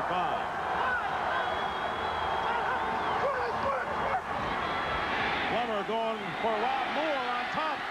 And Moore makes the catch right near the goal line, and they rule. They're debating whether it's a touchdown or not. Did he have both feet? No. Oh. Did not have both feet in, I guess would be the call. I'm going to tell you something. Kevin Smith had the hand on him as he was going down the field. Here's Dale Hamer. The receivers, second foot, hit the pylon. The pylon is out of bounds. That's correct. The pylon is out of bounds. There's the catch. There's 1 foot inbounds. Oh, they're wrong. That left foot was in. He the left slid it foot on the was in. ground. Yeah, watch. 1 foot is here's the catch. Okay, there's catch. There's control. There's 1 foot. And now number 2 is in. There's 2 right there. And they're wrong again. He slid that left foot into the pylon. Well, Vince Tobin's going to see that one. He's not going to be happy. And the league is going to say, you know what, we missed one. But it doesn't help you on game day. And it doesn't help you when you're 2-7. Yeah, they were even pointing up to the top at the big screen and say, hey, there it is, clear as day, but it don't matter. 2nd down and 10. Cardinals very nearly had a score. And the handoff is to Larry Centers. A little shoving going on between Kevin Smith and Rob Selby. Gain of 2 yards for Centers. That'll bring up 3rd and long. Now you have to remember that these things are happening obviously at full speed, and you got to make the call and you're right down there. We have the benefit of sitting down, but now here's the key. First of all, possession. There's possession. There's 1 foot, okay? There's 2 feet. There's still possession, and that's a catch any way you look at it. He's standing right here. He's watching. Bad call. 3rd down and 8. Out of the shotgun is Plummer. Plummer rolling out. He has some room to run. He's going to throw it, and it's behind Anthony Edwards, the intended receiver. But, Matt, it looked like Plummer had open field to the left to get the first down. It looked like he had himself a shot. Bill Bates was over there. He would have had a chance to use those legs and get that first down. One of his assets is his ability to run and to throw on the run, which he did there. Check into the ball game. Number 6, Joe Netnick. Now he thinks he's going to have Anthony Edwards. He throws to the backside, and Charlie Williams is on the coverage, but he couldn't whip his shoulders around in time. So Joe Nedney is on to attempt a 51-yard field goal. It would be his longest in his career by far. And Nedney's kick is hooked off to the right, no good. So Joe Nedney is 2 for 4 this afternoon, and the Cowboys maintain their lead of 17-6 over the Cardinals, and more frustration heaped down on the rookie Jake Plummer. Wait till he sees at the end. Wait till he sees this replay. Watch the official. He's looking down here at the feet, and his head never turns until right there. And this is what he's seeing. So he's seeing that the cone gets knocked out of bounds, but clearly both those feet are in bounds, and that should have been a catch marked out at about the 6-inch line. Instead, the Cowboys get the ball back at the 41-yard line, still leading 17-6, and Sherman Williams picks up a yard on the play. And right now, for a McDonald's game break, let's return to James Brown at our Fox Television Center in Hollywood. Hey, Dick and Matt. Finally, Brett Favre and Antonio Freeman hook up, this of his 25-yard variety. Favre had thrown 2 picks in the first half, but he made him pay this time. St. Louis is driving, but Rams trailing by 10. Dick and Matt. But they're playing the Packers pretty tough today. I thought that was what was going to happen with that St. Louis team. They were going to get better as the year went on. Emmitt Smith is back in the lineup for Dallas, 2nd and 9, and Troy Aikman goes down, and that is the first time he's been sacked. Last 3 possessions for the Dallas Cowboys have resulted in 2 touchdowns sandwiched around a McKinnon interception, which resulted in a field goal for the Arizona Cardinals, who get their first sack thanks to Michael Bankston. Well, and really thanks to the coverage, because there was no place to throw that ball down the field. I think Aeneas Williams is doing a nice job on Michael Irvin. He's been matched up on him all day. And then Anthony Miller had the 1 big play on Tom Knight. But other than that, Cardinals defense has been playing pretty well. Without Eric Swan, too. 3rd down and 16. Emmitt Smith as a receiver out of bounds. And the Cowboys will have to kick as Eric Williams, or Hegeman, that is George Hegeman, the left tackle, who is down on the field.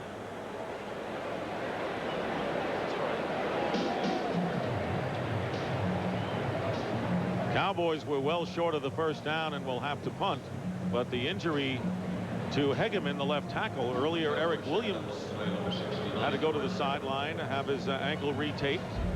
Nate Newton not playing today. Let's see if we can pick this up. Well, he's working on Simeon Rice. Is him right here, number 69. I don't know. It looks like he just maybe hyperextended his knee or something. We'll be right back. Punt by Toby Goen to Kevin Williams, who loses the ball. Oh, talk about taking funny bounces. That one bounced right back to him. Funny to the Cardinals, not so funny to the Cowboys. And it is Arizona ball. That's Kevin Williams, the former Cowboy. Boink, took his eyes off. See, he left his eyes up, and he tipped it. It flopped right back down to his stomach. That was a positronic play. No question about that.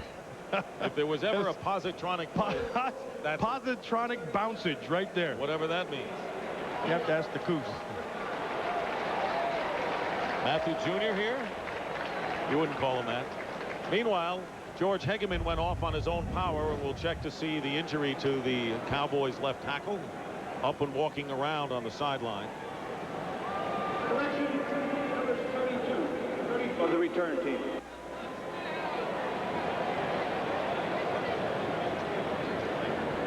Holding was called against the Cardinals. So they'll mark that back from the point of the hold, and that's going to take it back down 15. Inside the 15. So poor field position for a team that has not been able to run the ball today, and the Cowboys know it, and they have 6 sacks as a result. 1st and 10 at the 14. Ronald Moore, number 20, is in at running back, and Moore gets the call. He said Moore signed this week, was traded for Rob Moore to the Jets a couple of years ago, and heck, Devlin came out of there headless, the headless center. Anyway, Devlin, what's happened with him now, because of Jake Plummer, he's had to take on extra added responsibilities in terms of calling things. And then, you know, and sometimes you're in there and there's the middle of the scrum and you're Fred Strickland, you start grabbing everything, and part of it was his helmet. The thing came off. 2nd down and 3. Well, Devlin's got his helmet back on. 2nd and 3, play fake. Plummer's going to go down, loses the ball, fumble, and the Cowboys recover. And it's Fred Strickland who recovered the fumble, but Tony Tolbert was in the area and pressured Jake Plummer and forced the turnover. And see, Dick, right there, that is a rookie mistake. Because you know you're going to come out there on the naked. He's going to fake here, now he's going to roll. And he's got to use his feet. Clearly, he has the speed to be able to get out there. But he saw Tony Tolbert, didn't stay patient with it. If he'd have kept on rolling, he would have been able to buy some time. And if there's nothing there, you throw it away because you're out of the pocket. This was a little bit of panic on the rookie's part, and that's what happened. Well, he's ducking a few times before the play in anticipation after all that's happened to him today. So the turnovers are all even. That's the first for the Cardinals. And a timeout by Arizona. That'll be their first timeout of the 2nd half. We have 4 minutes, 20 seconds remaining in the 3rd quarter, and the Cowboys leading by 11 points and threatening to add to their margin. Cowboys with 5 of their remaining 7 games here at Texas Stadium. Talking to Barry Switzer, he says, I kind of like our schedule compared to the other contenders that we have. Cowboys will have divisional teams Washington and the Giants at home, and the road games will be at Green Bay and at Cincinnati. So that is a schedule that could get the Cowboys out of their doldrums. What can really get them out of the doldrums is just to get better pass protection consistently, and then just start scoring some points inside the red zone. But today they have had more success inside the red zone. They've got 2 touchdowns and 3 opportunities. Now they're getting another shot. 1st and 10 at the 16 of the Cardinals. Emmitt Smith is in at running back. Play fake to him, and the pass is out to Anthony Miller, and Miller cuts close to the 5-yard line and may have another first down for Dallas. I think it's the best I've seen Anthony Miller play all season. And it's been a time, according to Dallas observers. And then probably Anthony Miller himself would tell you the same thing. Watch him go in motion. They're going to fake again. This is the same kind of thing with Jake Plummer. They're going to bring him out, although not naked this time. Flannery comes. Watch the cut right back inside. And you use the momentum of the defenders against him. Jameer Miller jumped to the outside. Anthony Miller took it and came right back inside. 3 catches for 77 yards. First and goal at the 5. Here's Emmitt Smith. Emmitt Smith straight ahead. Touchdown.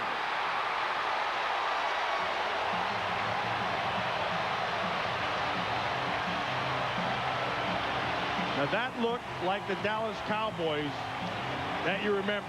It was power football, just straight ahead, running behind Larry Allen, get a push and keep the pile moving. And Emmitt Smith from the beginning of the game till now has looked a lot like the Emmitt Smith of old. 5-yard touchdown run, his second touchdown on the ground this year. So the Cowboys have had more rushing touchdowns today than they've had in their first 9 games. And the extra point attempt by Richie Cunningham. And the kick is good. And with 3:33 remaining in the third quarter, the Cowboys have opened up a 24-6 lead over the Cardinals. And it just turned into power football inside. Watch big Larry Allen right there. And Herschel Walker on Eric Hill. Not a powerful block, just got in his way and allowed Emmitt Smith to use his feet. Now, there's a point right here. So you have to make a decision. And what you saw was Emmitt Smith's head working with his feet, because Eric Hill got stymied in the hole, and the battle was won really by Hill. So you have to force the running back to make a decision. And his feet made the decision back inside and gave him 6. And with that score by Emmitt Smith, he ties Walter Payton for second, the all-time rushing list for rushing touchdowns, behind Marcus Allen. And the fumble by Jake Plummer proves costly as the Cowboys quickly take advantage and lead now 24-6. I think the more costly mistake was the poor call by the officials, because that changes the complexion of the way this game is played. It looks that way. One gets you back in the game, and the other one very nearly puts you out of it. Toby Goen kicking off. Kevin Williams on the return for the Cardinals. But the Cowboys have done a terrific job today on punt and kick coverage. Well, coming up after football, don't miss world champion Elvis Stoico and other Olympic hopefuls as they compete in the Prime Star Skate International of Germany. It's all coming up next right here on Fox. Check local listings for the start time in your area. Well, now what do you do when you're down 24-6 against a solid defensive team? Well, you have to go against their strength. And it's going to have to be throw the football to get back in this thing. You're down by 18 points. You have to make some plays, but you also have to remember to stay patient.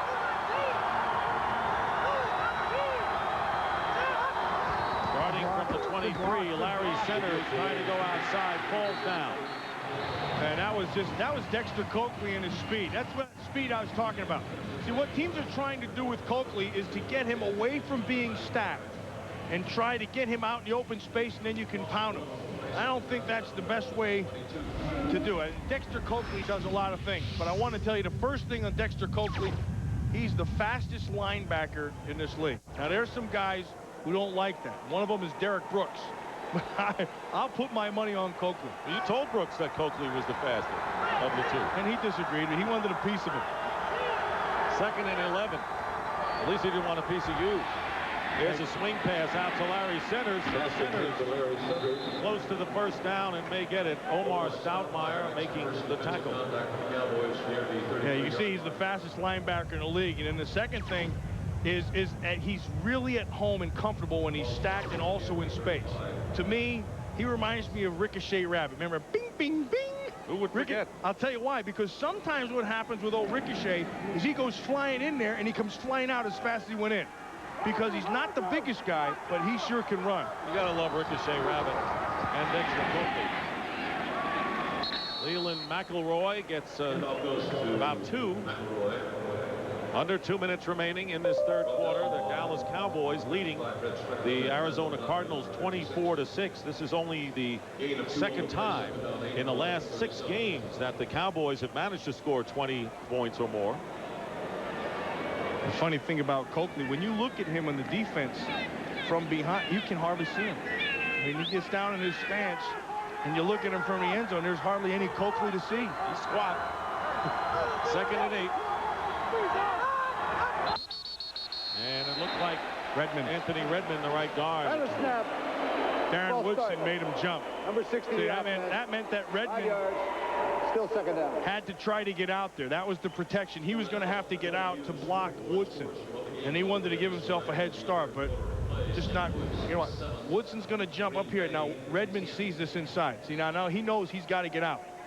They were going to go big on big right here. He had to be able to get outside. Irvin McCormick replaces Coakley in the defensive lineup. It'll be 2nd and 13 for the Cardinals.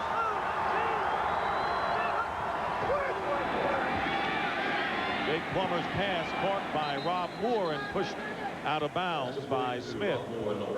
You'd think that that's one of the things they'd want to try to take advantage. Rob Moore's a big guy. Rob Moore is about 6'5" or so, 6'4", 6'5". Kevin Smith is not that tall. And he's also, you know, he can use his big body against him. But Smith will battle you the whole time. I would try to get after that one as much as I could. 3rd and short coming up with 46 seconds remaining in this third quarter. Cardinals need 2 yards for the first down. There's a play fake. And there is Plummer running for the first down. You saw a glimpse of his speed as he gets the first down and goes out of bounds in Cowboy territory at the 46. Dude, he's telling Rob Moore said, yeah, it's on me. Because had Rob Moore been able to transition and get into Deion Sanders, he had a chance to maybe make a bigger play out of that. He got 11 yards as it was, and Rob Moore, along with Frank Sanders, 2 of the more prolific receivers in the NFL. And there's Deion Sanders, who will handle any receiver. First down, and the slant pass tipped away and nearly intercepted. There were 3 Cowboy defenders around Rob Moore. That ball should have never been thrown. Kevin Smith took the inside away right away, and Jake Plummer has to see that. You can't throw the inside slant when your defender is hanging to the inside of your receiver. See where he is? And you can't do that. You have to be able to see that. If you can't see in this league, you can't play. The quarterback, to the defenders, and also your offensive line. Vision is the biggest part of the game. 2nd down and 10. 8 seconds remain in the third quarter. Plummer will take off again and gets hit hard at the 41-yard line by Randall Godfrey as time runs out. And that's the end of the third quarter with the score. The Cowboys 24, the Cardinals 6. Fox NFL Sunday will continue after these messages from your local Fox station. Bruce Willis stars in the network premiere of Die Hard with a Vengeance, Tuesday on Fox.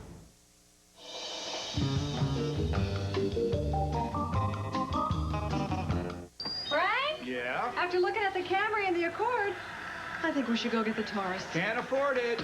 It comes with $2,000 cash back. Must be stripped. No, it's fully loaded.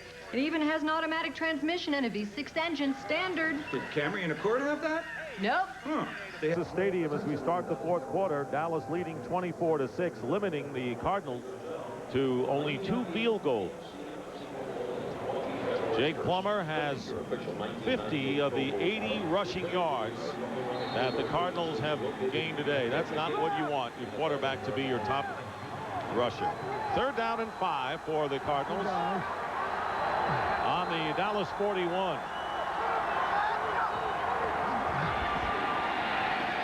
Plummer has some time, but no one to go to, and finally regains his footing and is not going to get the first down as he's tackled at the 40-yard line.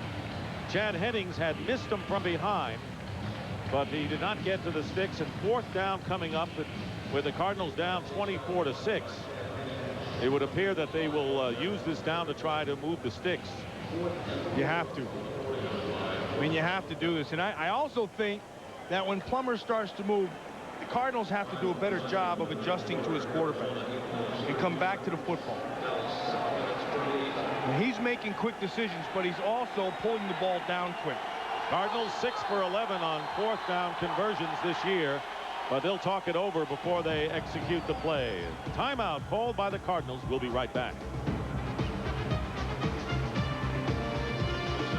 Timeout left. They've used 2 and a 4th down and 4 coming up on the Cowboy 40.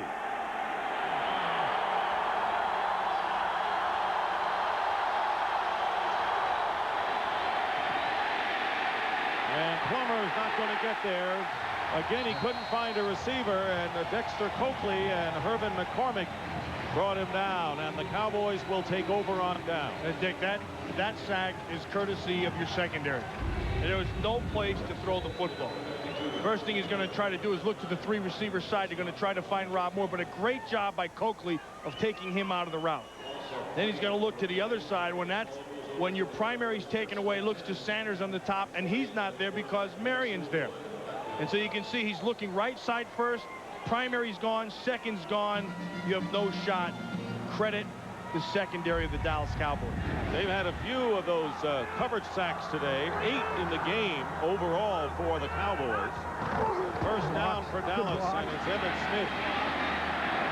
And Emmitt Smith picks up about 4 or 5. And right now for a McDonald's game break, let's return to James Brown at our Fox Television Center in Hollywood. Dick and Matt, in what has already been a record-breaking day for Barry Sanders. Look at this. Oh, nothing there. Goes back the other way. Bounces down the field.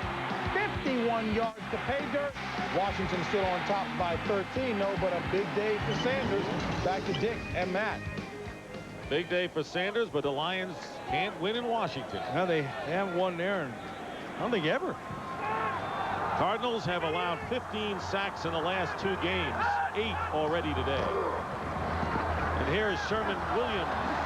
And Williams gets to midfield, will bring up 3rd and about 3 as George Hegeman has returned to left tackle for the Cowboys. It's been a pretty quiet day for Michael Irvin, and Aeneas Williams has been on him all day, and this is what he had to say about that matchup.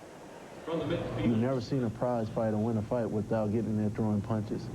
And so that's what you can appreciate about going against him. It's going to be a war, and at the end of the game, you walk off the field exhausted, but you know you've thrown punches, and hopefully you end up with the belt at the end. 2 catches for Irvin today. He had 4 in their first meeting. 3rd down and 3, and the pass intended for Miller is incomplete as Cardinals put pressure on Aikman, and that will bring up 4th down. So Aeneas Williams may be winning that battle with Michael Irvin, but the Dallas Cowboys are winning the battle on the scoreboard. Now you can see in week 2 he held them to 4 catches, today to 2 catches, and I'll tell you this about Michael Irvin in this matchup. He wouldn't care if he had 0 catches as long as they would win the football game. Talking about the old days when the Cowboys dominated, and a little wistful concerning what the past was like and what the present is all about. Toby Goen with the punt. Williams is back, and it takes a Dallas bounce, and it's saved into the field of play. No, that's going to be a good call by the official. Stepped on the line. Yeah, he stepped on the line. That was Charlie Williams who tried to save it, but he had 1 foot on the line, and the official was right there to see it. Good call by the officials. There it is, the left foot on the white line, and we'll be right back. How do you how? Trouble with Joseph Van Oss photo. Change at quarterback. The veteran Kent Graham, who came in and led a comeback over the Eagles last week, has come in, and Ronald Moore, the running back, brings it out to the 24-yard line. And there has been a musical chairs of quarterbacks with the Cardinals over the years, ever since Neil Lomax was hurt. And what a roll call this is. It's a long one on top of that. 14. You can see Stout and you can see them all. And, you know, buried in all that, there's been a lot of beat-up quarterbacks, a lot of sacks. And I believe before they settle on who their guy's going to be, they got to straighten out that offensive line. There's no question about that as Ron Moore runs for the first down. Jake Plummer making his 3rd career start today. And now Graham, who ran for 2 one-yard touchdowns to lead the victory over the Eagles, back in there. And Graham wasn't pleased with the decision by Vince Tobin to go with Jake Plummer this week. Well, you can see he was sacked 8 times, and part of that was coverage, and part of that was on Jake Plummer, because he was going back and setting up, and then he was pulling the ball down too soon. Got to be a little bit more patient in the pocket. 1st and 10 at the 32, and the pass is caught by Moore, and Deion Sanders pushes him out of bounds, but it'll be another Arizona 1st down. Early here in the 4th quarter, the Cowboys leading the Cardinals 24-6. They have scored 2 rushing touchdowns, has Dallas, and Arizona trying to get back in this game, and it's a big hill to climb.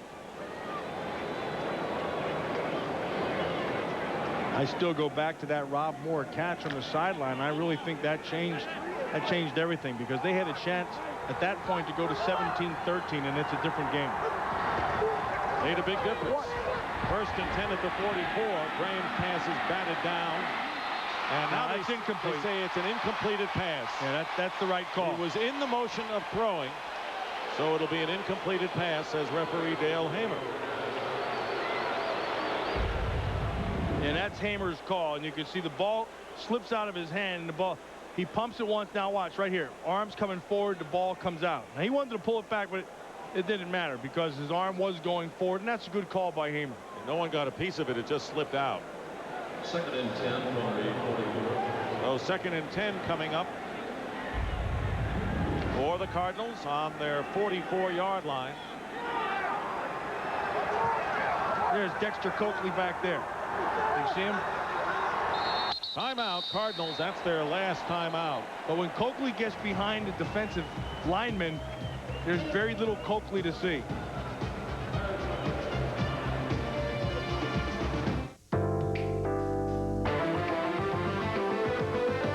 We surprised you with the...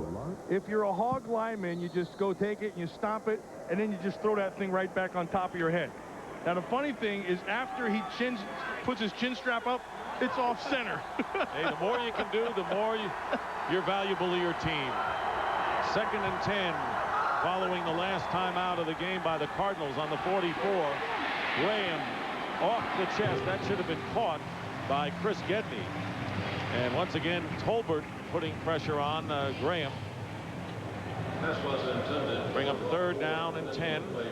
Early here in the 4th quarter, the Dallas Cowboys, who have lost 4 of their last 5 games, but all 4 were on the road, lead the Arizona Cardinals 24-6 as they try to even the season series, having lost in overtime in week 2. And the Cardinals allowing 8 sacks today, most in 169 games. So the offensive line could not keep Dallas out. 3rd down and 10. Out of the shotgun is Graham. Here comes Bates, and Bates will get another sack. Chalk up number 9 for the Cowboys. Well, and also chalk up attacking protection. And Broderick Thomas is getting in it with Selby, and they'll break that thing up. Frustration Yeah, showing. see, Bates comes, and that's just numbers. They bring too many people, you can't block them. This is what I was talking about, where defenses have gone in the 90s. All they're going to do is you're going to slide this way. You got 2 guys to block 3. And see, when Bates comes, there's nobody there. And so what you do is you attack protection. Jeff Eagles back to kick. Deion Sanders is back deep. And Deion will call for the fair catch. Flag goes down immediately as Sanders makes the catch at the 27. That kick went only 39 yards for Feagles. And another flag was thrown upfield. So there are 2 markers down. Charlie Williams is working on J.J. McCleskey. One is a hold. Holding. Number 42 of the return team. 10 yards. 1st down. Charlie Williams called for holding. There's a call timeout. Here's where it happened. More like a tackle. We'll be right back to Texas Stadium in just a moment. Dallas ball, 1st and 10 on the 17. Sherman Williams and Mark Campbell making the tackle and the pickup of 3. Fighting for the stop. Jake Plummer talking over there. And I believe that Jake Plummer is the guy they're going to have to lean on.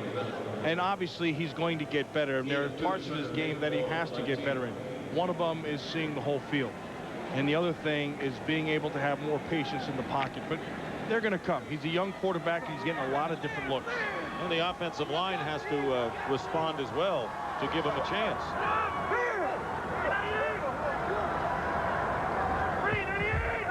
Second down and 7. And again, it's Williams trying to spin back, but he is stopped cold by Michael Bankston.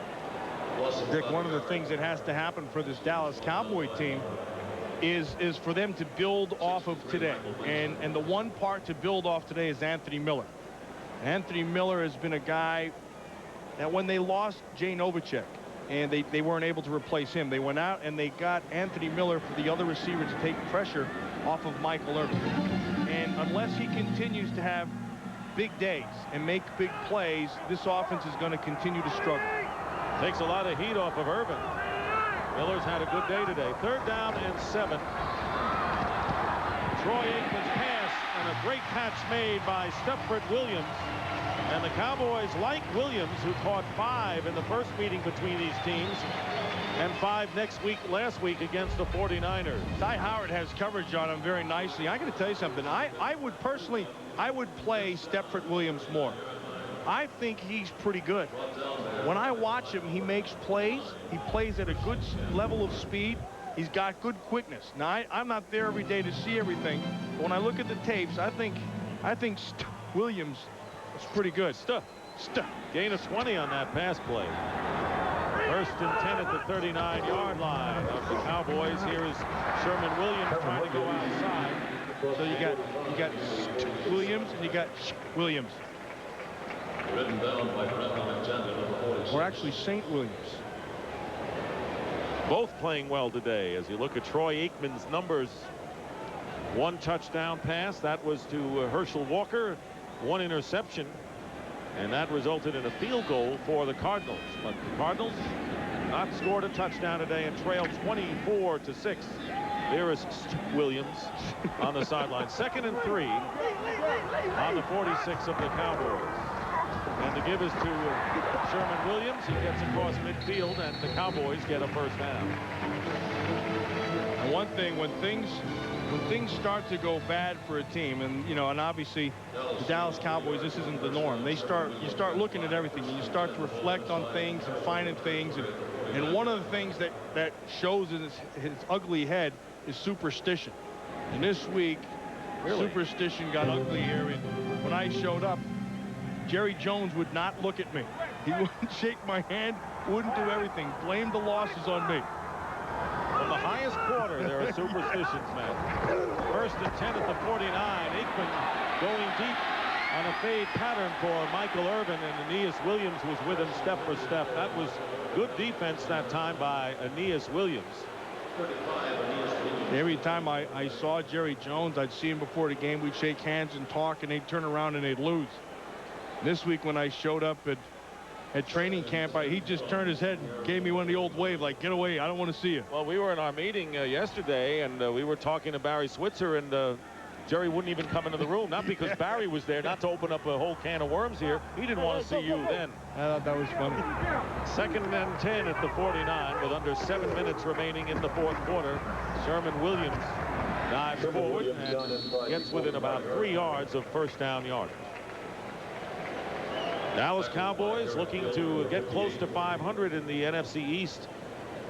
A win today would leave them with a 2-4 record, but as we mentioned, they've got the Redskins and the Giants at home before this season is over in their divisional play.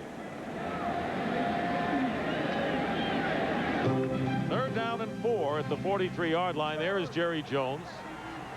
This owner and general manager of the Dallas Cowboys, and superstitious as well. 3rd and 4, and Aikman is sacked back at midfield by Jameer Miller.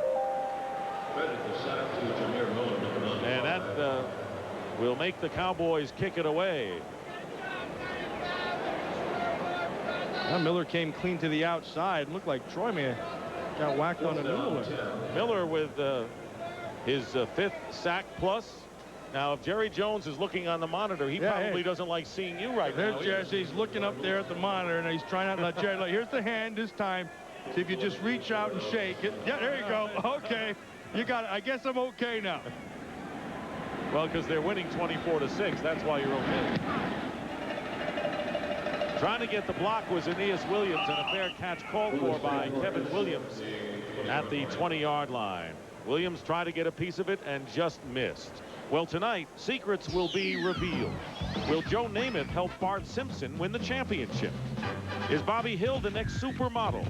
And then the startling conclusion of the season premiere of The X-Files tonight. So many secrets, but just one box. One thing that's played really well today has been this Dallas Cowboy defense. You could see 9 sacks today, and that's been a combination of things. 100 yards of passing, great defense, great secondary play, as well as some poor decisions by the quarterbacks of the Arizona Cardinals. 1st and 10 at the 20-yard line. Kent Graham with his 2nd series since replacing Jake Plummer. Play action pass. And there is Johnny McWilliams, the tight end, out of bounds. Gets 7 on that play. 5:40 remaining in the 4th quarter. Cowboys leading 24-6. At one time, the game was tied at 3, but the touchdown pass from Aikman to Walker in the last minute of the first half put the Cowboys in front to stay. 2nd down and 3. Ron Moore is the tailback, and he gets the call, gets a good hold, and Ron Moore with a 1st down to the 35. Moore, former 1,000-yard gainer for the Cardinals, dropped by the Rams this year and traded for Rob Moore. Now back where he started. Physical player. When Ronald Moore is on his game, he can be pretty powerful, and I think that's what they're looking for inside, because they don't always get a push from the offensive line, so you have to get it from behind. 1st down, Cardinals from the 35. Kent Graham out of the shotgun. Flags are down, and the pass to Anthony Edwards out of bounds, but there were 2 penalty markers. It looked like the left side of the defense, led by Broderick Thomas, jumped.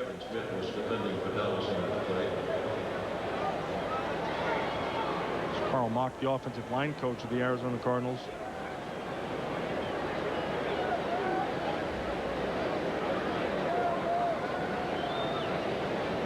So Carl Mock coaches with as much intensity as when he played. When he played, he was 100%. Offside. Defense, number 51. 5-yard penalty.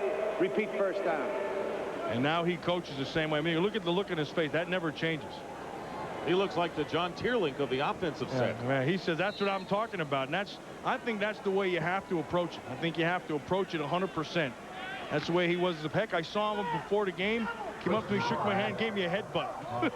You loved it. That's what you love now. 1st and 5 on the 40-yard line with 4 wide receivers for Graham. And Graham, not known for his running, is going to pass it, and it's going to be caught. And a 1st down to Anthony Edwards into Dallas territory. A gain of 24 yards. That play was brought to you by John Devlin, the center. Center did a nice job of getting out from the inside. You're going to snap the ball. Here comes the blitz. He reads it. Again, remember what I said. You can't play if you can't see. Devlin saw it right from the start, was able to get out there and bought the time for Kent Graham. And he was able to square his shoulders to make the throw down the field. Cardinals still looking for their 1st touchdown of the game. Have a 1st and 10 at the Dallas 36. Graham tries to go to Larry Centers, but threw it over his head. Cardinals had lost 13 consecutive games to the Dallas Cowboys before their Week 2 win in overtime.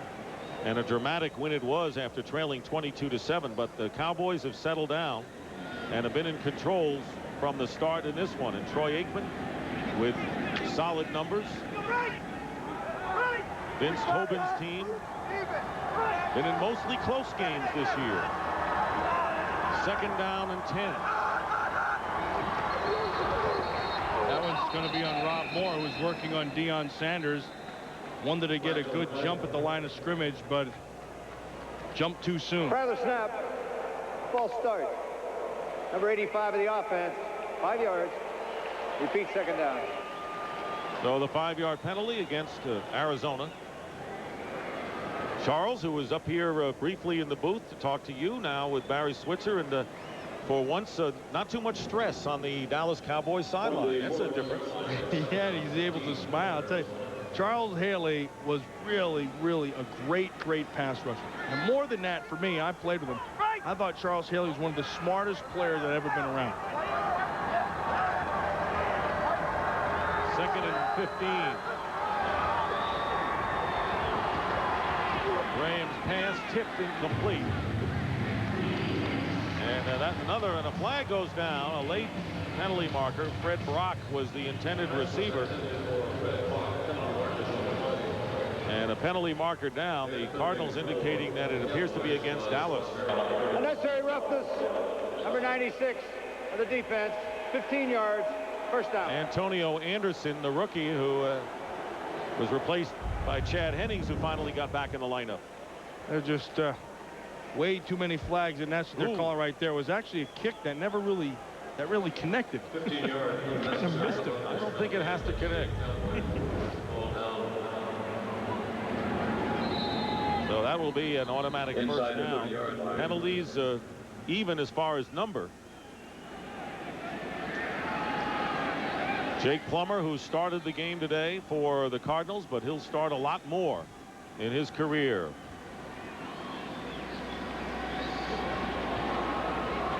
Emmitt Smith coming back and looking good today. Emmitt Smith scoring his 2nd rushing touchdown of the season. The Dallas Cowboys have themselves a big game this week coming up against Washington Redskins. He has 64 yards rushing. They're going to need all those yards rushing next week against the Redskins, because like I mentioned earlier, Norv Turner and that offense knows how to play this Dallas defense. He knows how to call plays as well as any head coach. 1st and 10 at the 26. Following the penalty, Graham gets loose, and another penalty marker gone. Boy, I have a feeling we've had a lot of yellow flags This today. has been ugly. This one may be against the Cardinals. Holding. Number 62 of the offense. 10 yards. Repeat 1st down. Mike Devlin. So we'll go back to a repeat 1st down. And Dexter Coakley, number 52. I want you to walk down below. The defender slipped with Rob Moore. It was Deion Sanders. He was wide open. We didn't get much more open than that. He wasn't looking to that side. He was looking to the top side. Wasn't able to find him. It has not been the Arizona Cardinals' day today in many respects. I still, I've said it a few times. The last time I'll say it, I still think that play with Rob Moore and the catch down here changed the way this whole game was played. Well, if that's a 1 yard to go for a touchdown, that does change the complexion. 1st down and 20 on the 36-yard line. Graham swings it out to Larry Centers. And a good play made by Darren Woodson. Wonder if there's a better all-around defensive player than number 28. I don't think so. I think Darren Woodson, if you're going to pick an MVP of defense, I'd pick Darren Woodson. And he can do everything. He can play your strong safety. He can come up and fill. He can take the slot receiver and run with them in coverage. He can come down as a linebacker. He can have the range to be able to get outside. He plays every facet of the game well. 2nd and 18 for the Cardinals. This was intended for Rob Moore. And with 3:29 remaining in the 4th quarter, we'll have a 3rd and very long coming up for Arizona. Remember, at this time, the score was 17-6. There's 1 foot. There's 2 feet inbounds. Clearly, he was in at about the 6-inch line where he goes out. Foot appeared to scrape the turf into the pylon. And that you get a great chance to go in for 6 there, possibly being 17-13, and then it's a completely different game. Third down and 18 from the Cowboy 34-yard line. Graham's pass is overthrown, intended for Fred Brock. So fourth down coming up, and the Cardinals will try to get the 18 yards on fourth down. I tell you, they've given up 9 sacks here today, but one guy who's played pretty well has been Joe Wolf over there at the left tackle. And they threw him in. I mean, he had no idea he was even going to be there. Goes from the right side to the left side with no practice and played pretty well. He did. Lois Brown aggravating a foot injury in pregame warmups. Most experienced lineman the Cardinals have. Fourth down and 18. Graham stepping up, looking for someone. He's got Ron Moore. He's got it inside the 10 and out of bounds. And the Cardinals in a position to score their first touchdown. Watch, you're going to work him. Now, it's not the man-to-man that you see. It's just going to be in zone. Takes Mathis and turns him around. Once you get those hips turned, does a great job of turning right back outside. And the ball was thrown because he had the protection that he needed. Did a number on Kevin Mathis, the undrafted rookie. So Moore now with 6 catches for 95 yards. First and goal at the 5 for the Cardinals. Graham's pass thrown behind Rob Moore. Well, that'll bring up second down. That was a mix-up there. It came with a blitz. Just like this game today. It came with a blitz from our producer, Richie Zients, and our director, Artie Kempner. Our technical producer, Dean Walker. Fine job by his crew, and our audio supervisor is Fred Aldis. Assisted by Gene Richards and Kevin McCloskey, who's up here in the booth every week. Senior producer of Fox Sports is Bill Brown, and the executive producers of Fox Sports are Ed Gorin and David Hill. Thanks to everybody. Second and goal at the 5. This is the 10th play of the drive. Pump fake, and the pass dropped by Pat Carter. Working on Dexter Coakley. Did everything right except that one small thing. Catch the ball. Working on Coakley. Watch, he comes off the ball, goes to the pump, breaks to the outside, and then he's inside when Coakley bit and hit him in a bad spot. The chest and hands. So Carter comes out of the game. He had lost his starting tight end job to Johnny McWilliams. Dropped in touchdown pass wide open. So it's third down and goal now at the 5. Pressure on Graham. Lofts it up to Gedney. But the Cowboys were sending everybody. And fourth down coming up. Randall Godfrey knocked down Kent Graham. And it came with numbers. You come with a blitz. Godfrey's going to come up inside. Bringing all the people inside, you have to pick up somebody. Godfrey comes clean. Now, Graham knew what he had to do. He just couldn't quite get there in time. Godfrey did a nice job getting his hand on the throwing arm, and it just kind of flopped down there. Fourth down and goal at the 5.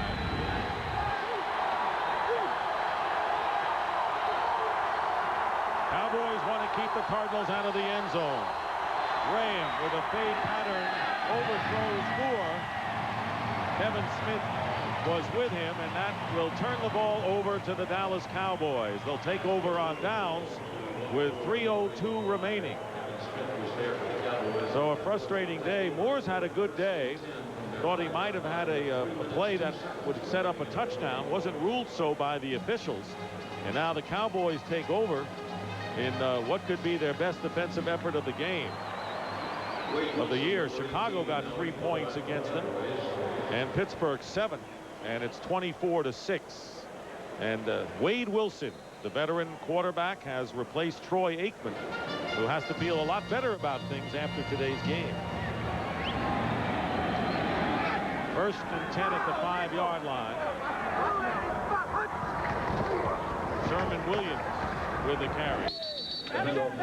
Wade Wilson in his 18th year from East Texas State, well-traveled, and has found a solid home here as backup to Troy Aikman. Those are his numbers this season. Played against the Eagles 2 weeks ago.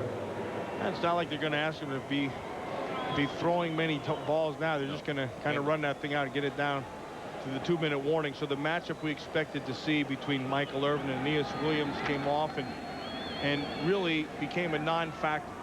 Aeneas Williams played him hard the whole game. Anthony Miller came up big on the other side with a couple of big plays. Second down and 7. Sherman Williams for a couple. Cowboys aware that they had not been under 500 in the month of November in 7 years, and that was the last year they did not make the playoffs. So they were aware of the urgency of the last 7 games, particularly starting with today in the division game against the Cardinals. They lead 24-6. 2-minute warning. We'll be right back. Miller Lite presents. My name is John O'Neill. I believe I am the patron saint of the Packers. One night, I had a vision. Then I heard a voice. It said, "John, you will be the humble servant of the Green Bay faithful. From this night forward, you shall be known as St. Vince." Do you think these robes make me look fat? I'm Kenny, a friend of Dick's. Miller Lite has asked me to find 4 cheerleaders to send to the Super Bowl. Today you're going to meet the Caesar brothers from Hawaii, USA. They have their own way of looking at cheerleading.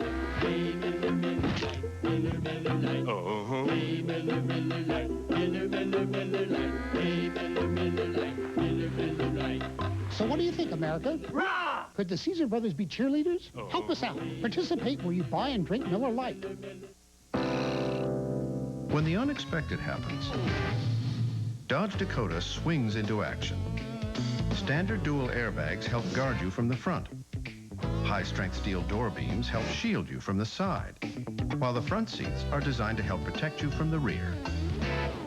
When it came to building a safer truck, we considered all the angles. Dodge Dakota. It's full of surprises. Tonight, Scully's deepest secret revealed. What happened there? She's dying. On the monumental 100th episode of The X-Files, tonight at 9, 8 Central on Fox. 2-minute warning here at Texas Stadium. Want to remind you that next Sunday, coverage begins at noon Eastern, 9 a.m. Pacific. Cardinals meet the Giants, and young Danny Cannell in his second year, the Giant quarterback. The big one will be the second half of our doubleheader when the Redskins go against these Dallas Cowboys. In the second meeting of the year, Redskins won their first meeting in Washington as Sherman Williams gets the first down, bringing it out to the 18-yard line, an 8-yard carry for Sherman Williams. No timeouts left for the Cardinals. That'll be the game. Well, the Cowboys had struggled in the red zone coming into this game, but today they had 3 touchdowns in the red zone. Previous 8 games had managed only 7. They put great pressure on Plummer and Ken Graham. As you look at Anthony Miller, who had one of his big games of the year, if not his best. First and 10 at the 18-yard line. 9 sacks by the Cowboy defense, and the last time they picked up that many was in week 1. That's a cute little guy. 3 years ago against the Pittsburgh Steelers on the road. He got Dad's helmet there. And he's not going to let it go. Oh, that's little Dion. Yep. Under a minute remaining. Well, the Cowboys, after losing their last 2 games, have something to smile about as they'll get back to the 500 mark. The Cardinals will drop to 2-8 on the year. And what a difference a victory makes to any team on any week, man. No question about that. What a difference it is. I tell you, I remember when my little guys were with me on the sideline, and that's a great feeling. Nothing like a win. Want to remind you, coming up, the NASDAQ stock market post-game report. Something like that. Scores around the league. Fox Sports ticker came up to the second stats. Yeah, and he might as well. The Dallas Cowboys will go to 5-5 in beating the Arizona Cardinals, and our energizer play of the game was the 51-yard pass to Anthony Miller. Tom Knight fell down, and Miller got 51 down to the goal line. Nice job of protecting up front, and he has the Energizer Bunny right here. I'm not too sure that this thing wasn't a touchdown. So Miller set it up, and 2 rushing touchdowns, one by Sherman Williams, the other by Emmitt Smith. Herschel. 6 sacks for the Cincinnati Bengals. They've got to do a better job today. That was a very bad exhibition there protecting the quarterback. The Seahawks just came with 4 defensive linemen, no blitz, and they were on Wheelahan right now. So Darren Bennett into punt. He hits the ball back from his 10-yard line. And the ball is fielded back at the 34-yard line. And here's a ball on the field. San Diego has it, and the Chargers could be headed for the end zone. The play will go as Greg Jackson, a veteran safety, and on the punt coverage team, returns it 41 yards. So the Chargers, who were stopped cold on offense in 3 straight downs, open the game with a sensational special teams Well, this play. is Ronnie Harris, the punt return player.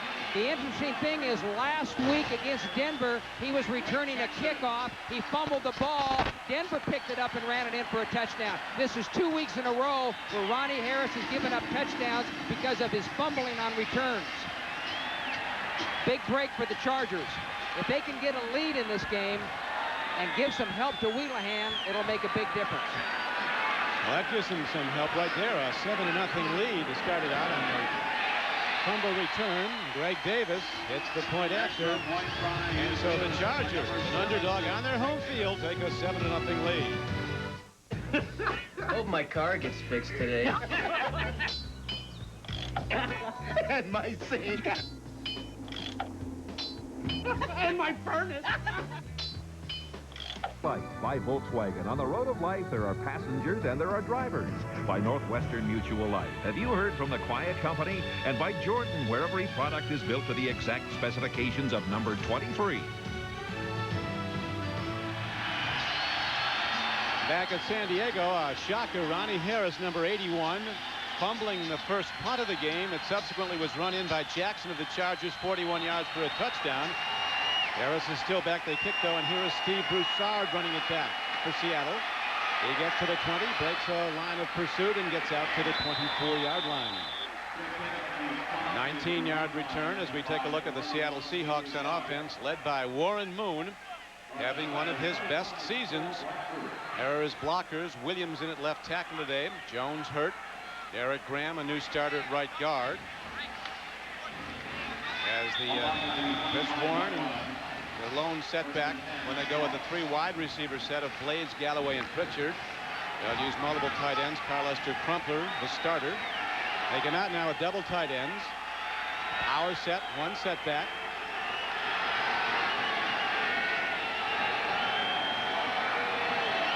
Warren Moon looking to put it up on first down. Stands in. He gets time and throws it right on the numbers of his fullback, Max Strong, coming out of the backfield. That is Mac's 8th catch of the year, but 2 of his previous 7 have been for touchdowns. The front 4 of the Chargers. John Perella has played well, a big defensive tackle from Nebraska, who was originally cut by Buffalo. Junior Seau, 6 times a first-team All-Pro linebacker. Dwayne Harper, the best corner. Rodney Harrison and Dumas have been playing well at the safeties. So first down on the play as the ball is out close to the 39-yard line. The pitch back. Rich Warren runs. And the Charger defense responds. Knocks him down for a loss of about a yard on the play. Coming up to make the tackle was Marco Coleman along with the Junior Seau. Talking to the Seahawk coaches yesterday, Don, they felt like at some point, and they thought maybe even this might happen today, somebody's going to come out and do everything they can to take away the pass because they've been so effective throwing the football. And they said, we got to run the ball, and we're going to come out early today and take some shots at running the football. Well, the Chargers have been giving up yards to the rush. Cincinnati, which has not run well this year, the Bengals ran very well on San Diego last week. This time, Warren Moon is swept under as number 98, Sean Lee, who hadn't been really getting a lot of high grades up till now, comes up with a huge play. Here's Sean Lee, right there, the defensive left tackle, and he's going to come hard on a pass rush, and this is going to be important that they rush Moon today. They also brought number 27, Rodney Harrison. And no question, the Chargers, Jim, ignited by that special teams play, the fumble pickup and subsequent return for the touchdown by Greg Jackson. Well, that was certainly a big play, and it'll jack up these Chargers to get started like something like that. They need something good to happen for them early in the game.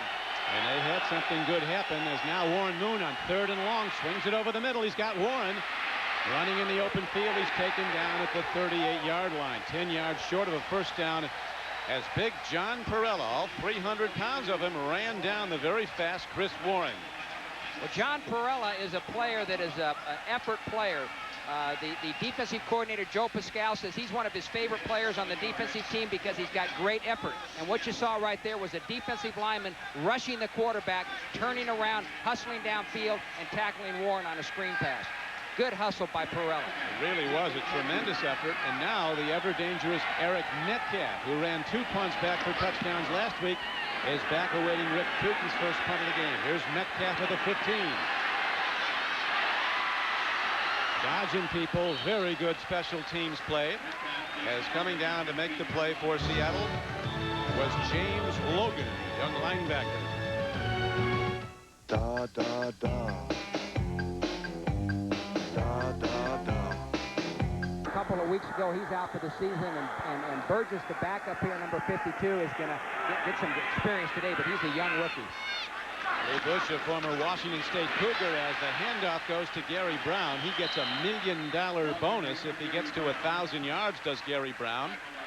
A guy who played for Chargers coach Kevin Gilbride when Kevin was the offensive coordinator with the Oilers. He was out all last season, Gary Brown said, feeling